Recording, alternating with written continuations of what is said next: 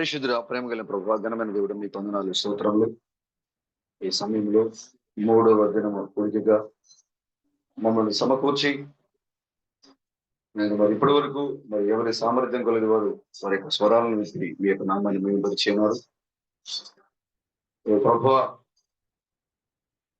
జగత్తుకు పునాది లేక మునిపే నీలో ఐక్యమై ఉన్న మమ్మలను నీలో రక్తములో రక్తముగా, ఎముకలలో ఎముకగా, మాంసములో మాంసముగా నీతో కలిసిన మమ్మలను ఈ లోకములో మమ్మల్ని వేరుపరిచి ఆ యొక్క సజీవమైన దేవుడు విశ్వాంతరాలలో సర్వవ్యాప్తిగా ఉన్న దేవుడు ఈ చివరి దినాలలో స్త్రీ పురుషుల రూపంలో భూమిపై నడయాడుతున్నాడని మరొకసారి మా మధ్యలో ఉండి రుజువు పరుస్తున్నందుకు మీకు చెల్లిస్తున్నాను. భూమి ఆకాశంలో పట్టజలని విస్తారమైన దేవుడవు, ఆకాశము నా సింహాసనము, భూమి నా పాదపీఠం అని చెప్పిన దేవుడవు. అలాంటి గొప్ప దేవుడవు రక్త మాంస దేహములో ఈ సృష్టిలో సృష్టికర్తమైన నీవు సృష్టిలో భాగంగా వచ్చావు మా ప్రభు. కాబట్టి ప్రభు ఇక్కడ మేము నిన్ను ఆరాధించేందుకు, స్తుతించేందుకు, కొనియాడేందుకు మేము ఆయా ప్రాంతాల నుంచి ఇక్కడ సమకూర్చబడి ఉన్నాం. మేము ఎందుకైతే ఇక్కడికి వచ్చామో ఆ యొక్క పనిని ఓ ప్రభు మరి 100% చేయడానికి సహాయం దయచేయండి. మా ఉద్దేశాలను, తలంపులను, ఓ వాక్యాన్ని, సంఘాన్ని తప్పుదోవ పట్టించే ప్రతి కార్యాల నుంచి మమ్మల్ని వేరుపరచండి. మీరే అధ్యక్షులుగా ఉండి నడిపించి మహిమ, ఘనత, ప్రభావం పొందుకునమని, రాజులకు రాజుగా, ప్రభులకు ప్రభువుగా, పెండ్లి కుమారునిగా ఈ లోకానికి అతి త్వరగా రాబోతున్న ప్రభు అయిన యేసు క్రీస్తు యొక్క నిత్య నూతన నామమైనటువంటి క్రీస్తు బ్రహ్మం మీ యొక్క నామంలో ఈ ప్రార్థనలన్నీ అడుగుచున్నా ప్రభు.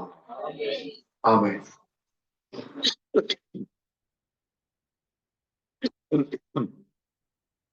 సహోదరి సహోదరులందరికీ ఈ యొక్క మధ్యాహ్న కాల సమయంలో శుభాభివందనాలు. నూతనంగా మన మధ్యలో ఒక సోదరు ఉన్నారు. మామూలుగా వచ్చారు బ్రదర్? మీ పేరు బ్రదర్? రోజు మామూలుగా వచ్చారా? ఓకే ఓకే, ఆరాధన జరుగుతుందని వచ్చారు. Okay, god bless you brother, god bless you.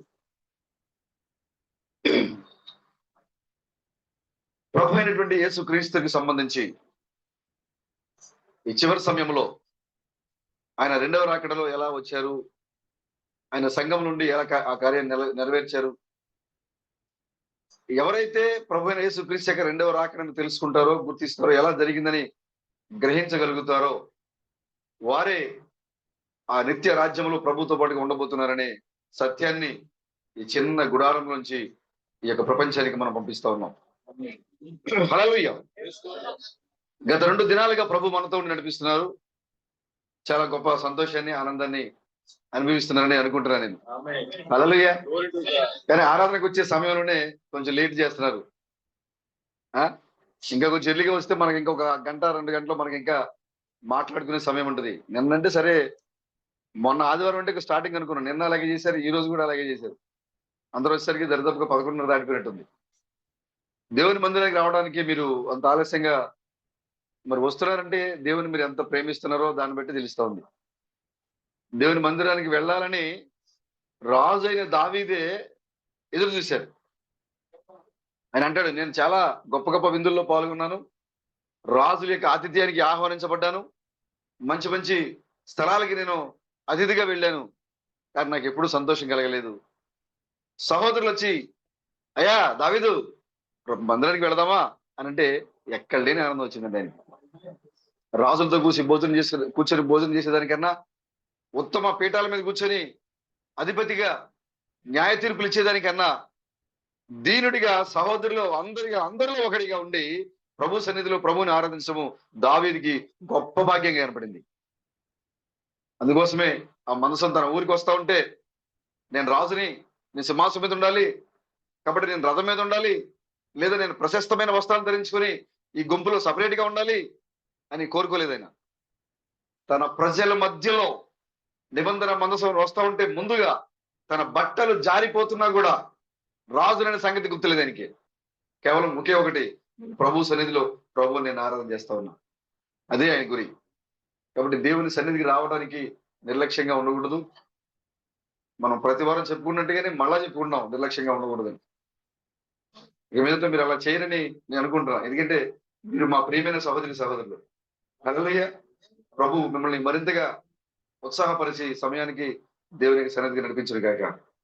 ఆమేన్. నెబుకద్నెజరు యెరూషలేము మీద దండెత్తి కొంతమంది యవ్వనస్తుల్ని పట్టుకెళ్ళిపోయాడు. ఎవరిని? ముసలివాళ్ళు కాదు. ముసలివాళ్ళు కాదండి. ఎవరిని బ్రదర్? యవ్వనస్తులే కావాలి. దేవుడికి ఎవరు కావాలి? మరి ముసలివాళ్ళ సంగతి ఏంటి బ్రదర్? అయితే ముసలివాళ్ళు పరలోకి రారా? నేను ఆ భౌతిక సంబంధమైన వయసు గురించి మాట్లాడుతున్నా. మనము పరలోకము వెళ్ళిన తర్వాత నీ వయసు, నా వయసు, మన తల్లిదండ్రుల వయసు, వాళ్ళ పూర్వీకుల వయసు, అందరి వయసు ఒకే స్థితికి రాబోతుంది.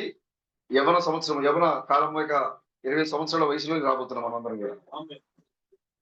ఆ పరలోకంలో మనం ముసలివాడు, పడుసవాడు, బాలుడు ఇలాగేమి ఉండదు అక్కడ. అందరూ ఒకే స్థితిలో ఉండబోతున్నాం మనం. ఈ రాజు యెరూషలేము నుండి ఎవరిని ఎత్తుకుని వెళ్ళిపోయాడు? యవనస్తుల్ని ఎత్తుకెళ్ళిపోయాడు.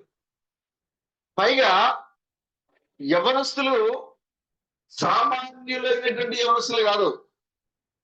మీరు చదివి ఉంటారు కదా దానిలో.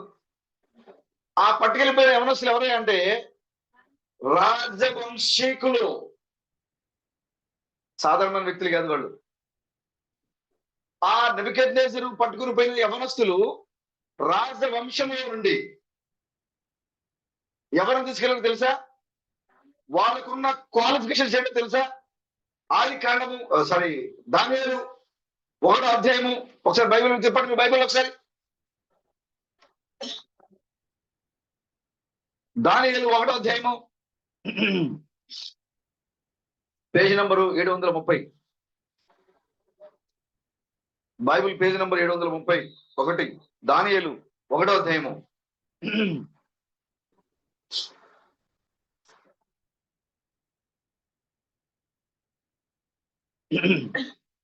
యూదా రాజుకు యెహోయాకీము ఏలుబడిలో 3వ సంవత్సరమున బబులోను రాజుకు నెబుకద్నెజరు యెరూషలేము మీదకి వచ్చి దాన్ని ముట్టడి వేయగా ప్రభువు యూదా రాజుకు యెహోయాకీమును దేవుని మందిరంలోని శేషించిన ఉపకరణలను ఆ రాజు చేతికి అప్పగించిన కనుక అతడు ఆ వస్తువులను షీనారు దేశంలోని తన దేవతాలయమునకు తీసుకుని పోయి తన దేవతాలయపు బొక్కసములో ఉంచెను.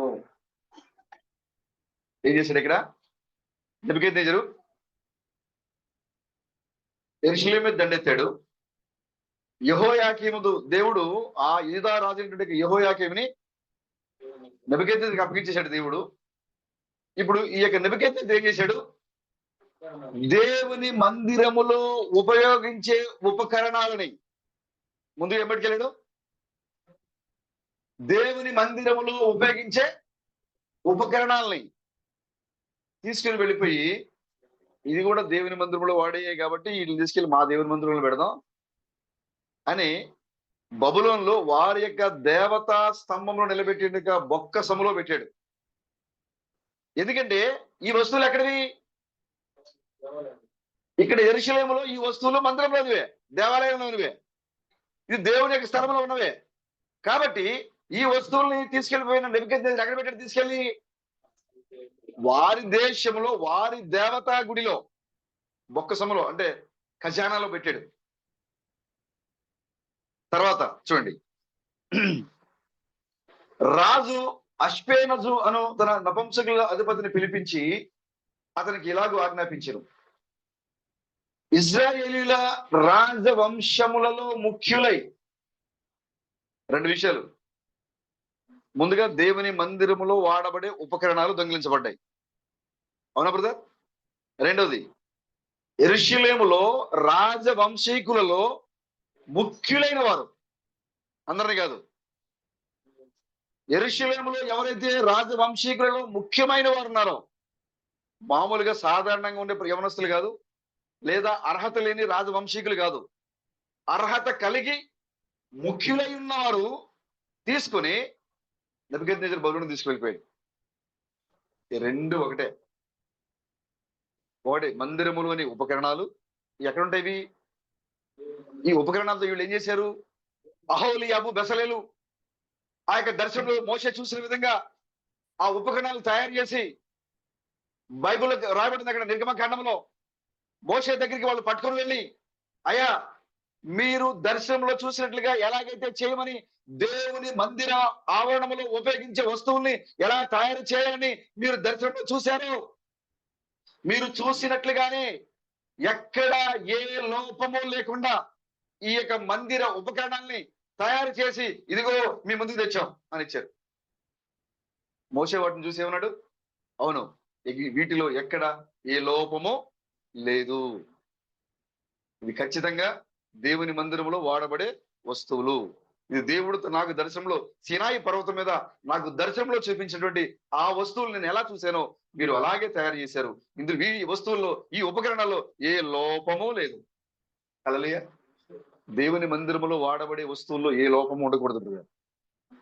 ఆమె ఇప్పుడు మనం అందరం ఎవరు ఇక్కడ కూర్చున్నాం? మనం అందరం దేవుని మందిరంలో వాడబడే ఉపకరణాలు. మనం అందరం కూడా ఆయన ఆరాధించే వస్తువులు. మనం ఇక్కడ ఆయన ఆరాధించడానికి వచ్చిన పాత్రలు మనం ఇక్కడికి వచ్చాం మనం. కాబట్టి మనలో ఏ లోపం ఉండకూడదు. ఆమె నిన్ను తయారు చేయడానికి అహోలియాబు బెసలేలు వారి సొంత జ్ఞానంతో తయారు చేయలేదు.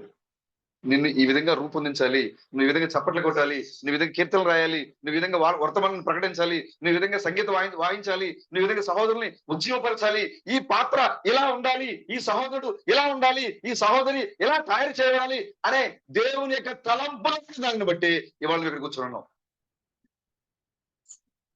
ఈ మందిర ఉపకరణాలన్నీ కూడా ఇక్కడ తయారు చేయబడి కాదు, మీరందరూ ఇక్కడ రూపొందించబడిన కాదు. మీరు దేవుని యొక్క తలంపుల నుండి మీరు బయటకు వచ్చారు. మోషే అంటున్నాడు, ఎస్ నేను ఏదైతే చూసానో యాజ్ ఇట్ ఈజ్ అలాగే ఉంది, ఎక్కడ ఏ లోపము లేదు. ఆమె దేవుని మందిరంలో సేవ చేసే సహోదరి సహోదరులలో ఎలాంటి లోపము లేకుండా దేవుని పాత్రలుగా మీరు ఆయన సన్నిధిలో పనిచేయాలి, వాడబడాలి మీరు. ఇప్పుడు నెబుకద్నెజరు ఏం చేశాడు? దేవుని మందిరములో వాడబడుతున్నటువంటి వస్తువుల్ని ఎప్పుడైతే ఇశ్రాయేలీయులు యెహోయాకీము యొక్క ఏలుబడిలో ఇశ్రాయేలు యొక్క పాపము ఎక్కువ పరిపూర్ణమైపోయిందో దేవుడు శత్రువుల చేతికి అప్పగించాడు, కల్దీయుల చేతికి అప్పగించాడు, బబులోనికి చెరగా అప్పగించాడు. ఎప్పుడైతే బబులోను రాజు నెబుకద్నెజరు వచ్చి దేవాలయాన్ని పడగొట్టి దేవాలయంలో దేవునికి పరిశుద్ధ దేవునికి యాజకులు మాత్రమే లోపలికి వెళ్ళి సేవ చేసే భాగ్యం కలిగినటువంటి యాజకులు మాత్రమే ముట్టుకునేటువంటి వస్తువుల్ని ఉపకరణాలని ఎవరు పట్టుకుపోయారు? నెబుకద్నెజరు పట్టుకుపోయారు. దేవుడు చెప్పాడు నిర్గమకాండంలో మోషే ద్వారా, మీరు మందిరములో వాడుతున్న వస్తువులలో ఒకవేళ మీరు ఆ నైవేద్యానికి వాడే గాని లేకపోతే ఆ బలులు దహన బలులకు మీరు ఉపయోగించే వస్తువులు కానీ ఏ వస్తువు మీరు వాడినా ఒకవేళ అవి అరిగిపోయి విరిగిపోయి పాడైపోయినే, ఎందుకంటే అవన్నీ కూడా ఎలాంటి దేంతో చేశారు? ఇత్తడితో చేశారు వాటిని. ఒకవేళ అవి పనికి రాకుండా ఉపయోగించడానికి వీలు లేకుండా అయిపోతే వాటిని బయట పారేయద్దు. ఎక్కడ ఉండాలి? మందిరంలోనే ఉండాలి. ఎందుకంటే వాళ్ళు అప్పటి వరకు ఆ యొక్క వస్తువు ఏం చేసింది? దేవుని సేవలో ఉపయోగపడింది. దేవుని సేవలో ఆ వస్తువు ఉపయోగపడింది కాబట్టి ఆ వస్తువుని ఎక్కడ అపరిశుభ్రమైన స్థలంలో పెట్టకూడదు, మందిరానికి వెలుపల పెట్టకూడదు. ఆ ఉపయోగించబడిన వస్తువు దేవునికి పరిశుద్ధంగా ఆరాధించబడింది, ఆ వస్తువు ఉపయోగపడింది కాబట్టి ఆ వస్తువుని మందిరం లోపలే ఉంచాలి అని దేవుడు చెప్పారు మోషేతో. ఇశ్రాయేలు యొక్క తిరుగుబాటు, వాళ్ళ కాఠిన్యం వల్ల, దేవుని మీద తిరుగుబాటు చేసి పాపం చేయడం వల్ల దేవుడు ఆ మందిర ఉపకరణాలని పరిశుద్ధ దేవుని యొక్క మందిరంలో వాడబడే వస్తువుల్ని షకీనా గ్లోరీ కింద ఉన్నటువంటి ప్రతి ఒక్క వస్తువుని ఏ మానవుడు కూడా లోపలికి వెళ్ళడానికి వీల్లేని ఆ పరిశుద్ధ స్థలంలో ఉన్న ఆ వస్తువుల్ని ఎవరు తీసుకుపోయారు బ్రదర్? ఒక అన్య రాజు మొత్తం పోగు చేసి మూటగట్టి పెట్టుకుపోయాడు. ముట్టుకుంటే ఏమైపోయింది బ్రదర్? ఉత్సాహం ముట్టుకుంటే ఏమైంది? తీర్పు వచ్చింది. ఎందుకంటే ఆ అర్హత లేకుండా లోపలికి వెళ్ళడానికి వీల్లేదు. ఆ వస్తువులు ఎవరు ముట్టుకోకూడదు, ఎవరు తాకూడదు. అలాంటి పరిశుద్ధ దేవుని మందిర ఉపకరణాలు, దేవునికి సేవ చేసే వస్తువులు ఇజ్రాయేలు పాపం చేయడం వల్ల అన్యరాజు ఆ వస్తువులన్నింటినీ కూడా దేవాలయాన్ని పడగొట్టి లోపలికి వెళ్ళి వస్తువులన్నీ కూడా ఏం చేశాడు? మూటకెట్టి పడిపోయాడు. ఎంత అవిధీత అండి! ఎంత అవిధీత సోదరుడు, సహోదరి! నువ్వు వాడబడాల్సింది ఎక్కడ? వాడబడాల్సింది ఎక్కడ? నువ్వు ఎవరి కోసం నిలబడాలి? దేవుని కోసం నిలబడాలి. దేవుని మందిరంలో ఉండాలి. దేవునికి మందిరంలో సేవ చేయాలి. దేవునికి నువ్వు ఆరాధనలో పాల్గొనాలి. నీవు పరిశుద్ధ దేవుని యొక్క ఉపకరమై ఉన్నావు, వస్తువై ఉన్నావు, పాత్ర ఉన్నావు. కానీ నీ అవిధేయత వలన, నీ పాపం వలన, నీ అవిశ్వాసం వలన దేవుని మందిరములో ఉండాల్సిన నీవు నెబుకద్నెజరు అనే సాతాను వచ్చి మూటగట్టి నేను తీసుకుపోయి లోకంలో పడేస్తున్నాడు. వారి దేవతా స్తంభాలు, వారి దేవత ఖజానాలో పెట్టి తీసుకెళ్ళి అపరిశుభ్రమైన స్థలములో, విగ్రహాల మధ్యలో, పాపం మధ్యలో, ఎక్కడ దేవునికి అసలు సంబంధమే లేని మనుషుల మధ్యలో ఈ వస్తువులు పెట్టాడు. అక్కడ ఈ వస్తువులే కాదు, అక్కడి నుంచి మరికొంతమంది యవనస్తులను కూడా తీసుకెళ్ళాడు. ఈ రెండు ఒకటే బ్రదర్. యవనస్తులైనా ఒకటే, దేవుని మందిరంలో వాడబడిన వస్తువులైనా ఒకటే. చూడండి, ఈ యొక్క వస్తువులు కూడా బబులోనులో చాలా వస్తువులు, యెరూషలేములో చాలా వస్తువులు ఉన్నాయి. అవునా? ఈ వెండి బంగార వస్తువులు లేవో వాళ్ళ మధ్యలో? లేవో బ్రదర్? వాళ్ళలో ఉన్నాయి, కానీ వాటి పట్టుకెళ్ళా. ఎక్కడున్నాయి పట్టుకెళ్ళాడు? మందిరములో ఉన్న వస్తువులు మాత్రమే పట్టుకెళ్ళాడు. ఎవరైతే దేవుని సన్నిధిలో ఉండి దేవునికి దగ్గరగా జీవించాలి, పాపం లేకుండా జీవించాలి, పరిశుద్ధంగా జీవించాలి అని ఎవరైతే పోరాటం చేస్తా ఉంటారో సాతాను వారి దగ్గరికి వస్తాడు, తీసుకెళ్ళిపోతాడు. నేను అపవిత్రం చేయడానికి, నీ తలంపులు అపవిత్రం చేయడానికి, నేను పాపంలో పడేయడానికి వాడు వాళ్ళ దగ్గరికి వస్తాడు. కాబట్టి జాగ్రత్త కలిగి ఉండండి. వాళ్ళ యొక్క అవిధేయత వలన మందిరములు దేవునికి ఉపయోగపడే వస్తువులు అన్య దేవతల మధ్యలోకి వెళ్ళిపోయినాయి. ఇప్పుడు మందిరములో ముఖ్యమైన వస్తువులు పట్టుకెళ్ళిపోయాడు. ఇప్పుడు రాజవంశీకులలో, యెరూషలేములో ఉన్న రాజ కుటుంబ సభ్యులలో ముఖ్యులైన వారు, అందరు కాదు, ఈ లోకములో క్రైస్తవులు అందరూ కాదు. సాతాను ఎక్కడికి వస్తుంది? క్రైస్తవులనే పేరే ఉంటుంది వాళ్ళకి, కానీ దేవుని క్రీస్తుని సరిగా పట్టుకోలేదు వాళ్ళు. ఎవరైతే క్రీస్తుని సరిగా పట్టుకున్నా ముఖ్యులు ఉన్నారో, క్రీస్తుని అంగీకరించిన వాళ్ళు అందరూ ఏమవుతున్నారు? రాజవంశీకులే. అవునా? మనం రాజులైన యాజక సమూహం అని ప్రకటన గ్రంథం మాట్లాడుతూ ఉంది. మనం రాజులైన యాజక సమూహం. మనం అంటే ఎవరైతే క్రీస్తు అంగీకరిస్తున్నారో, యోహాను సువార్త 1వ అధ్యాయంలో ఆయన మాట్లాడుతున్నారు, తన్ను అంగీకరించిన వారందరికీ దేవుని కుమారులు అగుటకు ఆయన అధికారం ఇచ్చేశాడు. ఆయన రాజు, మన దేవుడు రాజు. ఆ రాజును అంగీకరించిన వాళ్ళందరూ కూడా రాజులే, వారందరూ రాజవంశీకులే. అయితే ఈ రాజవంశీకులలో సాతాను అందరి దగ్గరికి రావట్లే. ఎందుకంటే వాళ్ళు రాజవంశంలో ఉన్నారు, కానీ వాళ్ళ ఆరాధన అంతా కూడా వాక్యానికి, బైబిల్కి వ్యతిరేకంగా ఉంది. బయట ఉన్నారు, బయటికి వాళ్ళు బైబిల్కి బయట ఉన్నారు వాళ్ళు. అంటే సాతానికి దగ్గరలో ఉన్నారు వాళ్ళు. పిలువబడడానికి క్రైస్తవులుగా పిలువబడుతున్నారు, కానీ సాతానికి దగ్గరలో ఉన్నారు వాళ్ళు. కాబట్టి వాళ్ళ దగ్గరికి వెళ్ళడు. ఈ రాజవంశీకులలో క్రీస్తుని వెంబడించే వారిలో ముఖ్యులైన వారు, హల్లెలూయా, ఇక్కడ కూర్చున్న వాళ్ళు ఎవరు బ్రదర్? రాజవంశీకులలో, క్రీస్తు సంతానములో, అబ్రహాం యొక్క రాజరిక సంతానములో, వంశములో మీరందరూ కూడా ముఖ్యులు. అందుకోసమే ఇక్కడ నెబుకద్నెజరు చూడండి, ఎవరిని తీసుకుపోయాడు చూడండి. ఇక్కడ 3వ అధ్యాయం చూడండి, 4వ వచనం. 3ఏనా?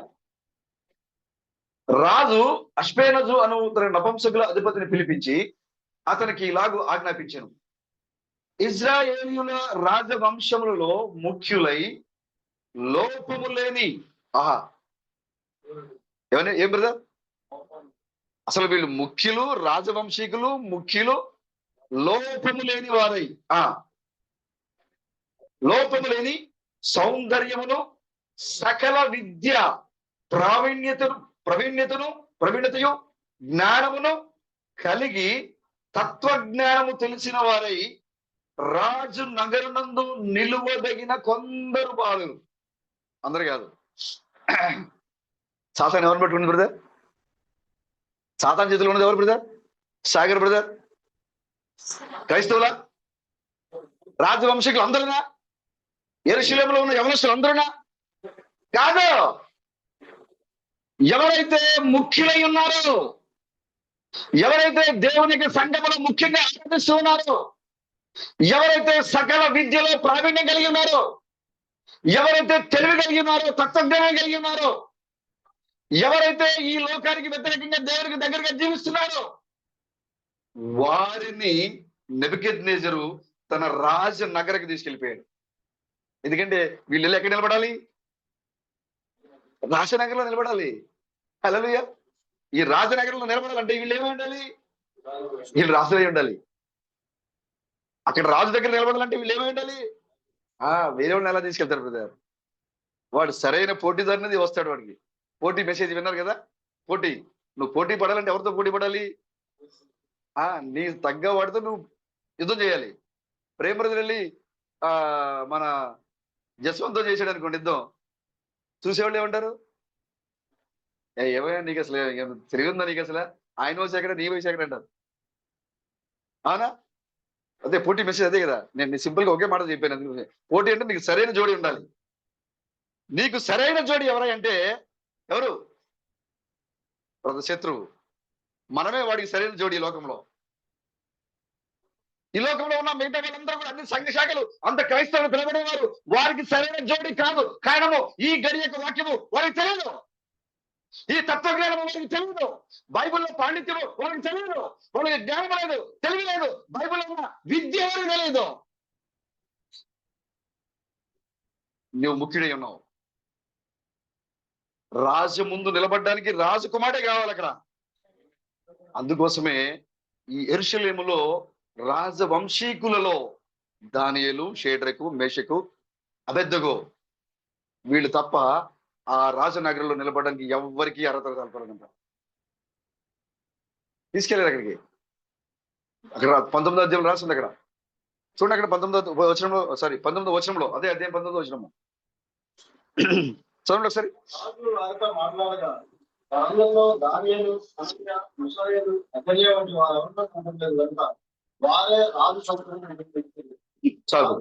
చూసారా? వీరు తప్ప యెరూషలేములో ఎంతమంది యవనస్తులు లేరు బ్రదర్? ఉన్నారా సోదరుడా? కానీ రాజైన నెబుకద్నెజరు యొక్క రాజ నగరులో రాజు ముందు నిలబడగలిగిన అర్హత కలిగిన వారు ఈ నలుగురు తప్ప ఎవరు లేరు. చిన్న గుంపు. ప్రపంచ క్రైస్తవులారా భయపడకుడి అన్నాడు ప్రభు. యేసుక్రీస్తు ఏం చెప్పారు బ్రదర్? చిన్న మందా భయపడకుడి అని చెప్పారు. ఈ ప్రపంచ వ్యాప్తంగా అనేక మంది బైబిల్ తీసుకొని మేము క్రైస్తవులము, మేము పండితులము, మేము జ్ఞానులము, మేము ప్రొఫెసర్లము, అపోస్తలము, మేము ప్రవక్తలము అని పిలువబడుతున్నారు వాళ్ళు. వారి మధ్యలో నుండి ముఖ్యులైన రాజవంశీకులైన నిన్ను పిలిచాడు దేవుడు బయటికి. నువ్వు ఎక్కడున్నావంటే యెరూషలేములో రాజవంశంలో ఉన్నావు నీవు. కాబట్టి సాతానికి ఇప్పుడు నువ్వే కావాలి. నీ మీద దాడి చేయలేవాడు, నిన్నే హింసపాలు చేయాలి, నిన్ను ఏదో విధంగా దేవుని యొక్క మార్గంలో నడిపించకుండా ఏది చెయ్యాలో అన్ని పనులు ప్రయత్నాలు వాడు చేస్తూ ఉంటాడు. ఇప్పుడు నెబుకద్నెజరు ఏం చేశాడంటే దేవుని మందిరంలో ఉన్న ఉపకరణాలతో పాటు ఈ యవనస్తులను తీసుకెళ్ళిపోయాడు. ఎక్కడున్నారు వీళ్ళంతా? ఇప్పుడు దేవుని యొక్క పట్టణములో ఉండాల్సినటువంటి, దేవుని యొక్క మందిరంలో ఉండాల్సినటువంటి ఉపకరణాలు యవనస్తులు బబులోనులో ఉన్నారు. తీసుకెళ్ళిపోయాడు. తీసుకువెళ్ళిపోయిన దానియేలు, షడ్రకు, మెషకు వాళ్ళందరూ కూడా ఏమన్నారు? అబేద్నెగోలు, అయ్యా మేము ఈ ఆహారము తినలేము. పిలిచాడు ఆయన. తన దగ్గర పనిచేసినట్టు ఒక నపుంసకుని పిలిచి చెప్తున్నాడు, అయ్యా వీళ్ళకి ఆహారం పెట్టు, ఒక 3 సంవత్సరాలు పోషించు, ఒక దినాన్ని వీళ్ళు నా ముందు పెట్టవలసి ఉంటుంది. కాబట్టి వీళ్ళకి ఆహారము నా భోజన బల్ల నుంచి పెట్టు, సపరేట్గా వండి పెట్టొద్దు. అక్కడ రాజు, బబులోను రాజు ఏం తింటున్నాడో అదే పెట్టాలి. ఇక్కడ ఆజ్ఞ ఇచ్చాడు ఆయన. నా భోజన బల్ల దగ్గర నుండి. మనకు కావాల్సింది ఎవరి భోజన బల్ల? సొలొమోను యొక్క భోజన బల్ల కావాలి మనకి. ఆ బబులోను ఆహారం మనకెందుకండి? మన యొక్క సొలొమోను బల్ల అన్ని రకాల వస్తువులతో తయారు చేయడం ఎక్కడ ఉంది? అక్కడ కానీ ఇక్కడ ఈ నెబుకద్నెజరు బబులోను రాజు అన్య రాజు చెప్తున్నాడు, ఒక పరిశుద్ధమైన ఇశ్రాయేలు జనాంగాన్ని ఎత్తుకొని పోయి అక్కడ పెట్టి ఆయన అంటున్నాడు, వీళ్ళకి నా భోజన బల్లలోంచి భోజనము, నా పానములోంచి పానము వాళ్ళకి పెట్టండి. ఆహారం మారిపోయింది. యెరూషలేములో పరిశుద్ధ వస్తువులు తినేటువంటి యవనస్తులు అన్య దేశములో అన్యరాజు బల్ల దగ్గర అన్యరాజు తినే ఆహారము, అన్యరాజు తాగే ద్రాక్షరసాన్ని తాగాల్సిన పరిస్థితి వచ్చింది. అక్కడ నువ్వు నిర్లక్ష్యంగా ఉంటే, పాపం చేస్తే, వాక్యానికి దూరం అయిపోతే, దేవునికి దూరం అయిపోతే, నెబుకద్నెజరు అనే సాతాను చేతిలో నువ్వు పడితే నీ ఆహారం మారిపోద్ది. నువ్వు ఇప్పటివరకు తినే ఆహారం ఏమైపోతుంది? మారిపోద్ది.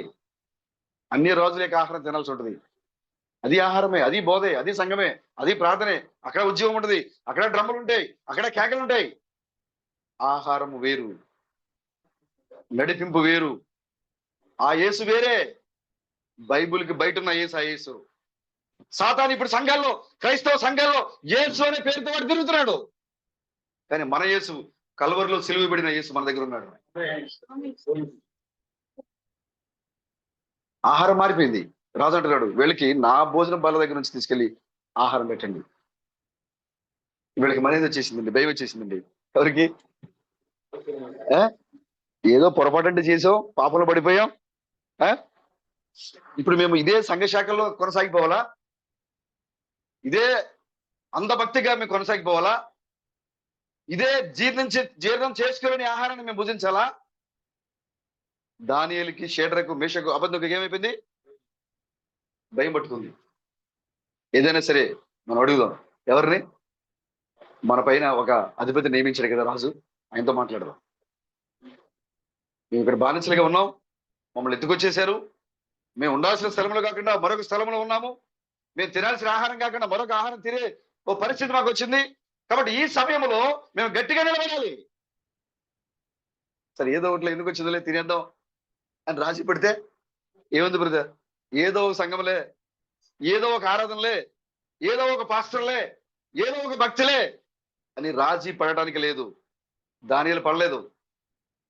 దానియేలు అంటున్నాడు, అయ్యా అధిపతి, మా యొక్క విన్నపాన్ని ఒకసారి వినండి, మా మనమని ఒకసారి ఆలకించండి అని అన్నాడు. అయ్యా ఏంటి?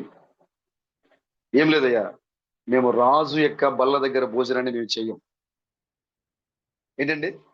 ఎంత ధైర్యం కావాలి సోదరుడా? మాకు ఈ సిఎస్ఐ ఆహారం మాకొద్దు, ఈ పెద్దగోస్తు ఆహారం మాకొద్దు, ఈ బ్యాప్టిస్ట్, లూథరన్స్, ఆ చర్చ్ ఆఫ్ క్రైస్ట్ ఆర్చము, ఈ ఆహారం మాకొద్దు. ఇది సమస్త ఆహారము, ఇది కుళ్ళిపోయిన ఆహారము. మాకు తాజా ఆహారం కావాలి, పక్షిరాజు యొక్క ఆహారం మాకు కావాలి. దానియేలు అంటున్నాడు, అయ్యా మాకు ఈ ఆహారం వద్దు. ఓ ఏంటి రాజుగారి బల్ల దగ్గర అసలు మామూలు విషయమా? రాజుగారి బల్ల దగ్గర భోజనం చేయడం మామూలు విషయం బ్రదర్? దావీదుని ఎక్కడ తీసుకెళ్ళి కూర్చోబెట్టాడు సౌలు? అవును, ఎక్కడ పెట్టాడు కదా? అడిగాడు. ఎవరు? సౌలు యొక్క పెద్ద కుమారుడు ఎవరు? యోనాతాను అడిగాడు, అయ్యో ఏంటి నాన్న దావీదుని ఎడల చేసిన తప్పేంటి? ఏం తప్పు చేశాడు నీకు? దావీదుని ఎడల ఏం తప్పు చేశాడు? ఎందుకు దావీదుని చంపాలని చూస్తున్నావు? తప్పు కదా. నీకు శత్రువు గొలియాతు నీ సైన్యం మీదకి వచ్చి, నీ దేశం మీదకి వచ్చి ఒక్కడిని చంపండి చాలు అనేది సవాల్ విసిరితే మీరందరూ పారిపోయారు కదా. మరప్పుడు ఎవరుడు 17 సంవత్సరాల బాలుడిగా ఉన్నటువంటి దావీదు కదా యుద్ధ భూమిలో వీళ్ళు ధైర్యంగా నిలబడింది. అక్కడ పెద్ద పెద్ద ప్రొఫెసర్లు పారిపోతున్నారు, అక్కడ బైబిల్ పండితులు పారిపోతున్నారు. అక్కడ ఈ యొక్క బైబిల్లో ప్రకటన 5వ అధ్యాయంలో రాయబడిన ముద్రను పాల్గొనడానికి ఏ వ్యక్తి ముందుకు రావట్లేదు. ఒకే ఒక చిన్న దావీదు అక్కడ నిలబడ్డాడు. కొడితే చనిపోయాడు. అక్కడ ముద్ర ఎప్పుడైతే పట్టుకుంటుందో నీ శత్రువు సాతాను చనిపోయింది. అక్కడ ఎవరు లేరే యుద్ధ భూమిలో, అందరూ పారిపోయారు, ఎవరు నిలబడలేకపోయారు. దావీదు కదా నీకు సహాయం చేసింది, ఎందుకు నువ్వు దావీదుని చంపాలని చూస్తావు నాన్న అని అడిగితే, లేలే ఇది అయిపోయిందిలే, పొరపాటు అయిపోయిందిలే. సరే, ఇక నుంచి దావీదుని మన దగ్గరికి మన భోజన బల్ల మీద కూర్చొని భోజనం చేయమని చెప్పు. ఎక్కడ ఇప్పుడు దావీదు సీట్ ఎక్కడ? సౌలు పక్కనే. సౌలుకి దావీదు అంటే లోకువా, చులకనా? ఎందుకని? దావీదు ఎవరు? గొర్రెలు కాచుకునేవాడు. మరి ఇంతకుముందు ఇతను ఎవరండి? గాడిదలు కాచుకునేవాడు. గొర్రెలు కాసుకోవడం మీరు గాడిదలు కాసుకోవడం కంటే మర్చిపోయాడు గత జీవితాన్ని. సౌలు ఏం చేశాడు? గాడిదలు కాసేవాడు, గాడిదలు తప్పిపోతారే కదా వచ్చింది ప్రవక్త దగ్గరికి. మరి గాడిదలు కాసుకోవడం కన్నా గొర్రెలు కాసుకోవడం ఎంతో అది చాలా మంచి జాబ్ కదా. కానీ తన ఒక హోదాకు వచ్చేసరికి తన గత జీవితాన్ని, తన పాత జీవితాన్ని ఏం చేశాడు? మర్చిపోయాడు. దావీదుని చిన్నచూపు చూస్తున్నాడు, హేళన చేస్తున్నాడు. ఒక పశువుల కాపరి, ఒక గొర్రెల కాపరి నా పక్కన కూర్చోవడం ఏంటి, నా కుమార్తెను పెళ్లి చేసుకోవడం ఏంటి? కుట్ర పన్నాడు, అసూయతో చంపడానికి చూశాడు. ఎందుకు పిలిచాడు తెలుసా భోజన బల్ల దగ్గరికి? చంపడానికి. మామూలుగా పిలిస్తే రాడు దావీదు, ఎవరు పిలిస్తే రాడు. యోనాతాను పిలిస్తే రాకుండా ఉండలేడు. హల్లెలూయా. అవునా బ్రదర్? దావీదు సౌలు కుటుంబీకులలో, రాజవంశీకులలో, సౌలు రాజ్యంలో, సౌలు క్యాబినెట్ లో ఎవరు ఎంత గొప్ప ఆహ్వానం పొందని రాడు. కానీ యోనాతాను మాట పిలిస్తే మాటకే వచ్చేస్తాడు ఆయన. హల్లెలూయా. మనమే ఇప్పుడు దావీదుమే ఇక్కడ. ఈ సంఘ శాఖలు ఎంత పెద్ద పెద్ద ఆహ్వాన పత్రికలు పంపించినా, మా కూడికలు జరుగుతున్నాయి, సంఘాలు, మా ఆరాధన ఉంది, మాకు ఒకసారి రండి మీరు. ఈ దావీదు వెళ్ళడు. క్రీస్తు ఒక్క చిన్న మాట పిలిస్తే చాలు పరిగెత్తుకుంటూ వచ్చేస్తాను. యోనాతాను పిలిచాడు, అయ్యా తండ్రి మారిపోయాడు, నాన్న మారిపోయాడు, నేను ప్రేమిస్తున్నాడు, నేను చంపడంట. అంతేకాదు ఇంకో గొప్ప విషయం నీకు చెప్పనా, నాన్నగారి పక్కనే నీ సీటు, నాన్నగారి భోజనం బల్ల దగ్గర నీ భోజనం. దావీదు అనుకున్నాడు, అబ్బో అయితే మారిపోయింది, రాజుగారు మారిపోయాడు. చెప్పింది ఎవరు? యోనాతాను. కానీ సౌలు యొక్క కుట్ర యోనాతాను తెలియదు. వచ్చేసాడు యోనాతాను యొక్క ఆహ్వానాన్ని మన్నించి దావీదు భోజనానికి వచ్చేసాడు. భోజనం దగ్గర కూర్చున్నాడు. సౌలు ఆ భోజనం బల్ల దగ్గర భోజనం చేశాడు. భోజనం చేసి దావీదు వెళ్ళే సమయానికి బెన్యామీనులు ఈటెను విసురుటలో గురి కలిగిన వారు. అసలు తప్పుకోదు వాళ్ళ ఈటె. ఒక్కసారిగా ఇసిరితే ఏమైపోయింది? ఆ ఈటె గోడకి గుచ్చుకుని నిలబడిపోయింది. స్పష్టంగా చెప్తున్నారు, సౌలు యొక్క ఈటను తప్పించుకున్న ఏకైక మానవుడు దావీదు. హల్లెలూయా. సాతాను యొక్క యుద్ధములో సాతాను యొక్క ఈటను తప్పించుకున్న ఒకే ఒక సంఘము సీయోను. దావీదు తప్ప సౌలు ఈటను తప్పించుకున్నవాడు ఒక్కళ్ళేడు బ్రదర్. సాతాను నుంచి తప్పించుకున్న వాళ్ళు ఈ లోకంలో ఎవరున్నారు బ్రదర్? ప్రతి ఒక్కరిని వాడు పట్టుకున్నాడు, పాపలు ముంచేశాడు, ప్రాణం తీశాడు, బంధించాడు. పాతాళంలో వాళ్ళ ఆత్మలు బంధిస్తున్నాడు, వాళ్ళ శరీరాలు బంధిస్తున్నాడు. వాళ్ళకి ఆ పాపంలో వాళ్ళ ఆత్మలు, ఆ పాపలైతే 5వ పరిమాణంలోకి వెళ్ళి బంధించబడతా ఉన్నాయి. ఒకవేళ వాళ్ళ శరీరాలు ఎక్కడ ఉన్నాయి? వాడి గుప్పుట్లో ఉంటున్నాయి. కానీ ప్రాణము, శరీరము, ఆత్మని పట్టుకోలేని ఏకైక సంఘము నీవై ఉన్నావు. సౌలు ఈటిని తప్పించుకున్న దావీదు. హల్లెలూయా. మనకు మంచి అంశం వచ్చినట్టుంది బ్రదర్. ఆమేన్. ప్రభుకి స్తోత్రం కలుగాక. అంటే ఇప్పుడు ఈ మీటింగ్ లో లేదులే. యెహోవా దేవుడు బ్రహ్మ రూపములో ఈ కాలంలో. హల్లెలూయా. యేసుక్రీస్తు ఎక్కడ జరగాలి? యేసుక్రీస్తు ఇలాగే రావాలి. యేసుక్రీస్తు రెండో రకం ఇలాగే రావాలంటే ఎలా రావాలి? ఎక్కడ రావాలి? ఎప్పుడు రావాలి? క్రైస్తవులు చెప్తున్నారు, ఇదిగో ఆయన మేఘావుడే రాబోతున్న బైబిల్ చెప్తుంది. మేఘావుడే రావాలంటే ప్రజలందరూ పైకి చూస్తూ ఉండగా మేఘాల మీద కూర్చొని రాబోతున్నాడు ఆయన. ఎలా రాబోతున్నాడు? బైబిల్ ఏం చెప్పింది? యేసుక్రీస్తు రెండో రకంలో వచ్చినప్పుడు ఆయన ఎలా మానవుడిగా ఎలా ఈ భూమి మీద కార్యాలు చేయాలి పరిశుద్ధ గ్రంథం చెప్తా ఉంది. లూకా సువార్త 17:26 నుంచి 30 వరకు, మత్తయి సువార్త 24వ అధ్యాయము, ప్రకటన 10వ అధ్యాయము. బలిష్ఠుడైన దూత ఎక్కడి నుంచి వస్తున్నాడు? పరలోకం నుంచి భూలోకానికి వస్తూ ఉన్నాడు. బైబిల్ ఎలా చెప్పిందో అలా ఎదురు చూస్తేనే నువ్వు ప్రభువును పట్టుకోగలుగుతావు. నీ సొంత జ్ఞానంతో, సొంత ఉద్దేశాలతో నువ్వు ఎదురు చూస్తే ప్రభువు నువ్వు పట్టుకోలేవు. హల్లెలూయా. చూడు, దావీదు సౌలు యొక్క ఈటను తప్పించుకొని అక్కడి నుంచి బయటికి పారిపోయాడు. అది రాజుగారి భోజన బల్ల. రాజుకి భోజన బల్ల దగ్గర ఆహారాన్ని ఏర్పాటు చేశాడు దావీదుకి. సౌలు దేనికోసం అంటే చంపడం కోసం. అక్కడ అబ్షాలోము కూడా ఏం చేశాడు కదా? విందు ఏర్పాటు చేశాడు. దేనికి? చంపడానికి. ఎవరిని చంపడానికి? తన సహోదరుని చంపడానికే. ఆ భోజన బలపైన ఏముంది? మరణము. తన తమ్ముడు చంపాలి. ఇప్పుడు ఇక్కడ ఈ దానియేలు, షడ్రకు, మెషకు, అబేద్నెగోలు రాజవంశీకులుగా ఉన్నారు. వీళ్ళు బబులోనులో ఉన్నారు. వీళ్ళు అంతఃపురంలో ఉన్నారు. వీళ్ళు రాజనగర్లో ఉన్నారు. వీళ్ళు వారికి పెట్టే ఆహారం ఎక్కడది అంటే నెబుకద్నెజరు, రాజు అయిన నెబుకద్నెజరు తినేటువంటి ఆహారాన్ని పెట్టాలని చెప్పారు. కానీ దానియేలు చెప్పాడు, అయ్యా మాకు ఈ ఆహారం తింటాం మాకు ఇష్టం లేదు, మాకు అవసరం లేదు. ఆయన అంటున్నాడు, అయ్యా ఇది రాజుగారి ఆహారం అండి, అయినా సరే మాకు అవసరం లేదు. ఇది సిఎస్ఏ ఆహారం అండి, పెందెకొస్తు ఆహారం అండి, బ్యాప్టిస్ట్ అండి, మాకు అవసరం లేదు. యెరూషలేములో సొలొమోను బల్ల దగ్గర ఆహారమే మాకు కావాలి. యెరూషలేములో సొలొమోను బల్ల మీద ఏ ఆహారం ఉందో అదే మాకు అవసరం. బైబిల్ ఏం చెప్పిందో అదే మాకు అవసరం. మరి మిగతా వాళ్ళు బైబిల్ చెప్పట్లేదా? చెప్తున్నారు, వాళ్ళకి తోచింది చెప్తున్నారు. కానీ ఇక్కడ సొలొమోను నాయకుడిగా ఉన్నాడు, బోధకుడిగా ఉన్నాడు. ఇక్కడ ప్రభుకి స్తోత్రం కలుగుగాక. హల్లెలూయా.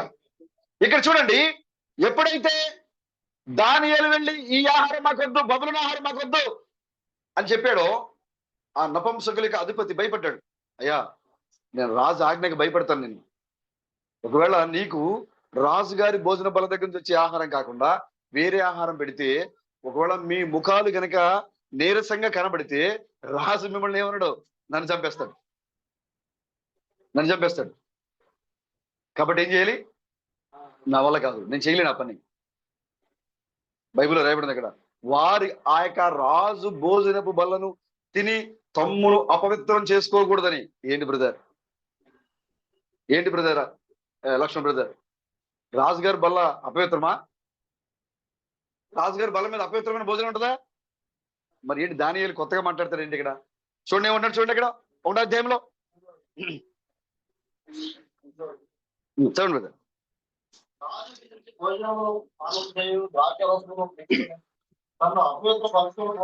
ఏంటంట?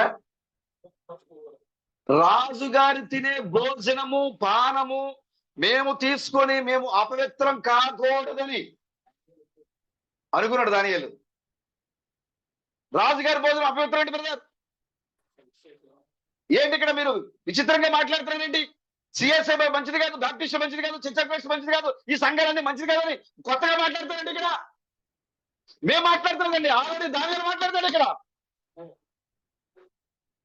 ఈ యొక్క రాజుగారి భోజనం మాకొద్దు, ఈ సంఘ శాఖ ఆహారం మాకొద్దు, యేసుక్రీస్తు 2వ రాకడను పట్టుకోలేని సంఘ శాఖ ఆహారము మాకొద్దు. యేసుక్రీస్తు 2వ రాకడలో ఎలా వచ్చాడో పట్టుకున్న సంఘం యొక్క ఆహారం మాకు కావాలి. దానియేలు అంటున్నాడు, అదొద్దు, మాకు ఆహారం వద్దు. ఎంతమంది చెప్తున్నారు? దేవాజీ కూడా చెప్పేశారు ఆల్రెడీ, ఇక నుంచి మీ వారం మళ్ళీ వారం మీ దగ్గర మేము రావట్లేదు, ఎందుకంటే ఈ రాజుగారి ఆహారం మాకొద్దు. ఈ రాజు ఆహారం భుజించడం వల్ల మా దేహం ఏమైపోతుంది? అపవిత్రమైపోతుంది. ఈ అబద్ధ బోధన వినడం వల్ల, వాక్య వ్యతిరేకమైన కార్యాలు చేయడం వల్ల, ఆచరణలో పాల్గొనడం వల్ల మా దేహం అంతా అపవిత్రమైపోతుంది. వాక్యానుసారంగా మేము ఉండలేకపోతున్నాం. దేవాజీ మరి చెప్పొచ్చారా? చెప్పారా బ్రదర్? చెప్పొచ్చారు బ్రదర్. వెళ్ళి మళ్ళీ వారి నుంచి మేము రాం బ్రదర్, ఎందుకంటే మాకు నిజమైన యేసుక్రీస్తు ఎక్కడ ఉన్నాడో దొరికాడు. మా కోసం కల్వరిలో భూమికి ఆకాశానికి మధ్యలో వేలాడపడి రక్తాన్ని కార్చిన మా యొక్క నిజమైన యేసుక్రీస్తుని మేము పట్టుకున్నాం. మా భోజనం వల్ల, మా భోజనము, మా పానము అక్కడి నుంచి రావాలి. అప్పుడు ఏమంటాడు, ఎలా కుదురుద్దయ్యా? అయ్యా కుదురుద్దండి. ఎలా కుదురుద్ది? ఒకసారి ఒక 10 రోజులు టెస్ట్ చేయండి, ఒక 10 రోజులు టెస్ట్ చేయండి. వదిలిపెట్టట్లా దానియేలు. చూడండి, అసలు బబులోను ఆహారము తినడానికి దానియేలు ఏమాత్రం ఇష్టంగా లేడు. ఎంతమంది ఉన్నారు బ్రదర్ దానియేలు ఇక్కడ? హల్లెలూయా. బబులోను ఆహారం తినడానికి ఇక్కడ ఉన్నటువంటి సహోదరులకి ఎవరికి ఇష్టం లేదు. మనకు కావలసిన ఆహారము సొలొమోను బల్ల. హల్లెలూయా. ఆ సొలొమోను ఎవరు కాదు, ప్రభువైన యేసుక్రీస్తు అయినాడు. ఆ బల్ల మీద భోజనం మనకు కావాలి. ఆ 2వ రాకడకు సంబంధించిన ఆహారం మనకు కావాలి. ఆయన మేఘాడు వచ్చాడు కదా, అది కావాలి మనకి. ప్రకటన 3:12 అదేవిధంగా 2:15 ఉన్న ఆయన కొత్త నామం మనకు కావాలి. ఆయన కలువరిలో మన కోసం ప్రాణం పెట్టిన ఆ యేసు యొక్క వర్తమానం మనకు అవసరం. ఈ సిద్ధాంతాలు, ఈ ఆచారాలు, ఈ పండగలు ఇవి మాకు అవసరం లేదు. తింటే మేము అపవిత్రం అయిపోతాం. తింటే మేము అపవిత్రం అయిపోతాం. మాకు అవసరం లేదు. ఎంతమంది చెప్పగలుగుతున్నారు ఇక్కడ? హల్లెలూయా. ప్రభుకి స్తోత్రం కలుగాక. చేతులు బాగానే ఎత్తారు. మీరు ఎత్తాల్సింది మీ చేతులు కాదు, మీ హృదయాలను ఎత్తండి. హల్లెలూయా. మీరు దానియేలు వలె మేము ఈ సంఘ శాఖల ఆహారం మేము తినం, ఈ సంఘంలో మేము పాల్గొనము. దానియేలు వలె ఈ యొక్క సంఘ శాఖల వర్తమానాలు విని మమ్మల్ని మేము అపవిత్రం చేసుకోగలము. ఒక 10 రోజులు చూడండి. ఈ యొక్క ఆహారం కాకుండా మాకేం పెట్టండి? శాఖ ధాన్యాలు, గోధుమలు పెట్టండి మాకు. హల్లెలూయా. ఎందుకంటే మా గోధుమలు పండినాయి, మా పొలంలో ఏం పండి? గోధుమలు పండినాయి. మాకు వ్యవసాయకుడు ఉన్నాడు ఇక్కడ, ఆయన ఏం పండించాడు? గోధుమలు పండించాడు ఆయన. మాకు కావాల్సింది ఏంటి? శాఖాధాన్యాలు. మాకు గోధుమల ఆహారంగా పెట్టండి. అంతేకాకుండా మొత్తుని కలిగించే ద్రాక్షరసం మాకొద్దు. మాకేం పెట్టాలి? నీళ్ళనివ్వండి. ఏంటి బ్రదర్ నీరంటే? నీరు అనగా దేనికి గుర్తుగా ఉంది? వాక్యము. వాళ్ళు ఏమడిగారు? గోధుమలు, నీరు. ఏంటది? పరిశుద్ధాత్మ, వాక్యము. అది చాలు మాకు. ఈ యొక్క బబులోని యొక్క ఆహారం మాకు అవసరం లేదు. నెబుకద్నెజరు యొక్క ఆహారం మాకు అవసరం లేదు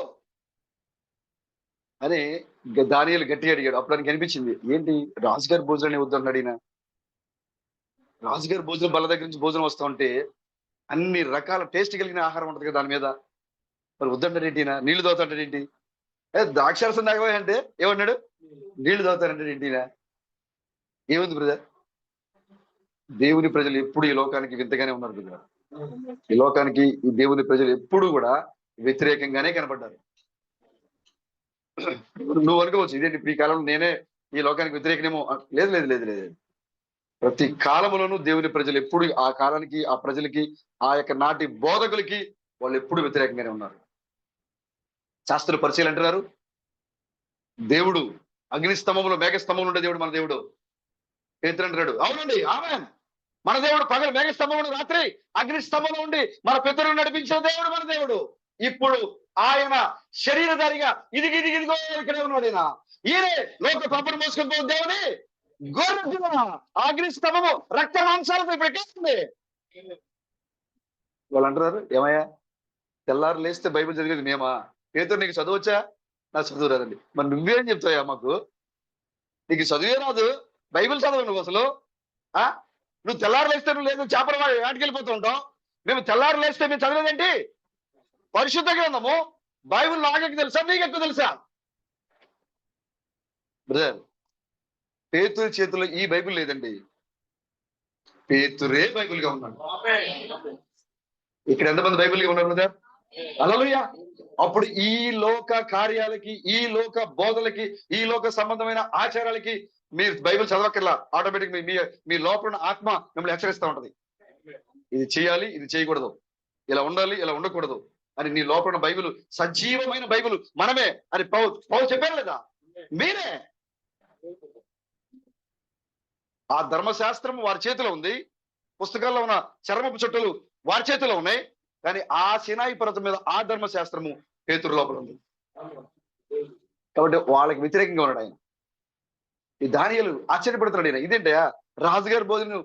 ఎవరైనా ఏమనుకుంటారు కదా, రాజుగారి భోజనం అంటే మనం తింటే ఏదో పచ్చడి మెతుకులు తింటాం, కానీ రాజుగారి భోజనం అంటే అన్ని రకాలు వస్తాయి, ఆ భోజనం తింటే బాగుంటది కదా అని అందరూ చూస్తూ ఉంటారు. కానీ దానియేలు ఏమంటాడు? ఆ భోజనానికి బదులుగా గోధుమలు ఇవ్వండి, ఆ ద్రాక్షారసానికి బదులుగా నీళ్ళు ఇవ్వండి చాలు. ఒకవేళ మీ ముఖాలు నీరసంగా కనపడితే ఒక 10 రోజులు చూడండి, ఒక 10 days మాత్రం పరీక్షించండి. ఆ రిక్వెస్ట్ ఆయనకి ఎంతో నచ్చింది. ఆ యొక్క అధిపతికి దానియేలు అడిగినట్టుగా ఆ విధానం, దానియేలు యొక్క కోరిక, ఈ యొక్క బబులోని యొక్క ఆహారం తినకూడదనే దానియేలు యొక్క బాధ ఆ అధిపతికి నచ్చి ఒక 10 రోజుల పాటు బబులోను బోధ కాకుండా, బబులోను ఆహారం కాకుండా సపరేట్ ఆహారం పెట్టాడు, ప్రత్యేకమైన ఆహారం పెట్టాడు వాళ్ళకి. అవునా బ్రదర్? ఎప్పుడైతే 10 రోజుల పాటు వాళ్ళు ప్రత్యేకమైన ఆహారం తిన్నారో ఒకసారి తీసుకొచ్చి నుంచో పెట్టాడు అందరి దగ్గర. అయ్యా మీరు నలుగురు ఒకసారి ఇటు రండి, ఎందుకైనా మంచిది. రాజుగారి దగ్గరికి వెళ్ళిన తర్వాత మీ ముఖం నీరసించిపోయినట్టుగాను లాక్కుపోయినట్టుగా కనపడింది అనుకో, రాజుగారు ఏమంటాడు? నన్ను నాకు మరణశిక్ష విధిస్తాడు. మిగతా రాజుగారి భోజన బల్ల దగ్గర తిని వాళ్ళు అందరినీ చక్కన నుంచో పెట్టాడు. కేవలం నీళ్లు తాగి కేవలం గోధుమలతో ఆహారం తిన్నటువంటి షడ్రకు మెషకు అబద్ధంగా దానియాలను తీసుకొచ్చి పక్క నుంచి పెట్టాడు. ఇప్పుడు ఈ రెండు చెక్ చేస్తాడు ఆయన. ఇటువైపు వీళ్ళు ఉన్నారు, అటువైపు వాళ్ళు ఉన్నారు, ఇటువైపు వీళ్ళు ఉన్నారు, అటువైపు రెండు చెక్ చేస్తాడు. ఇటు ఇటు చూస్తాడు ఆయన.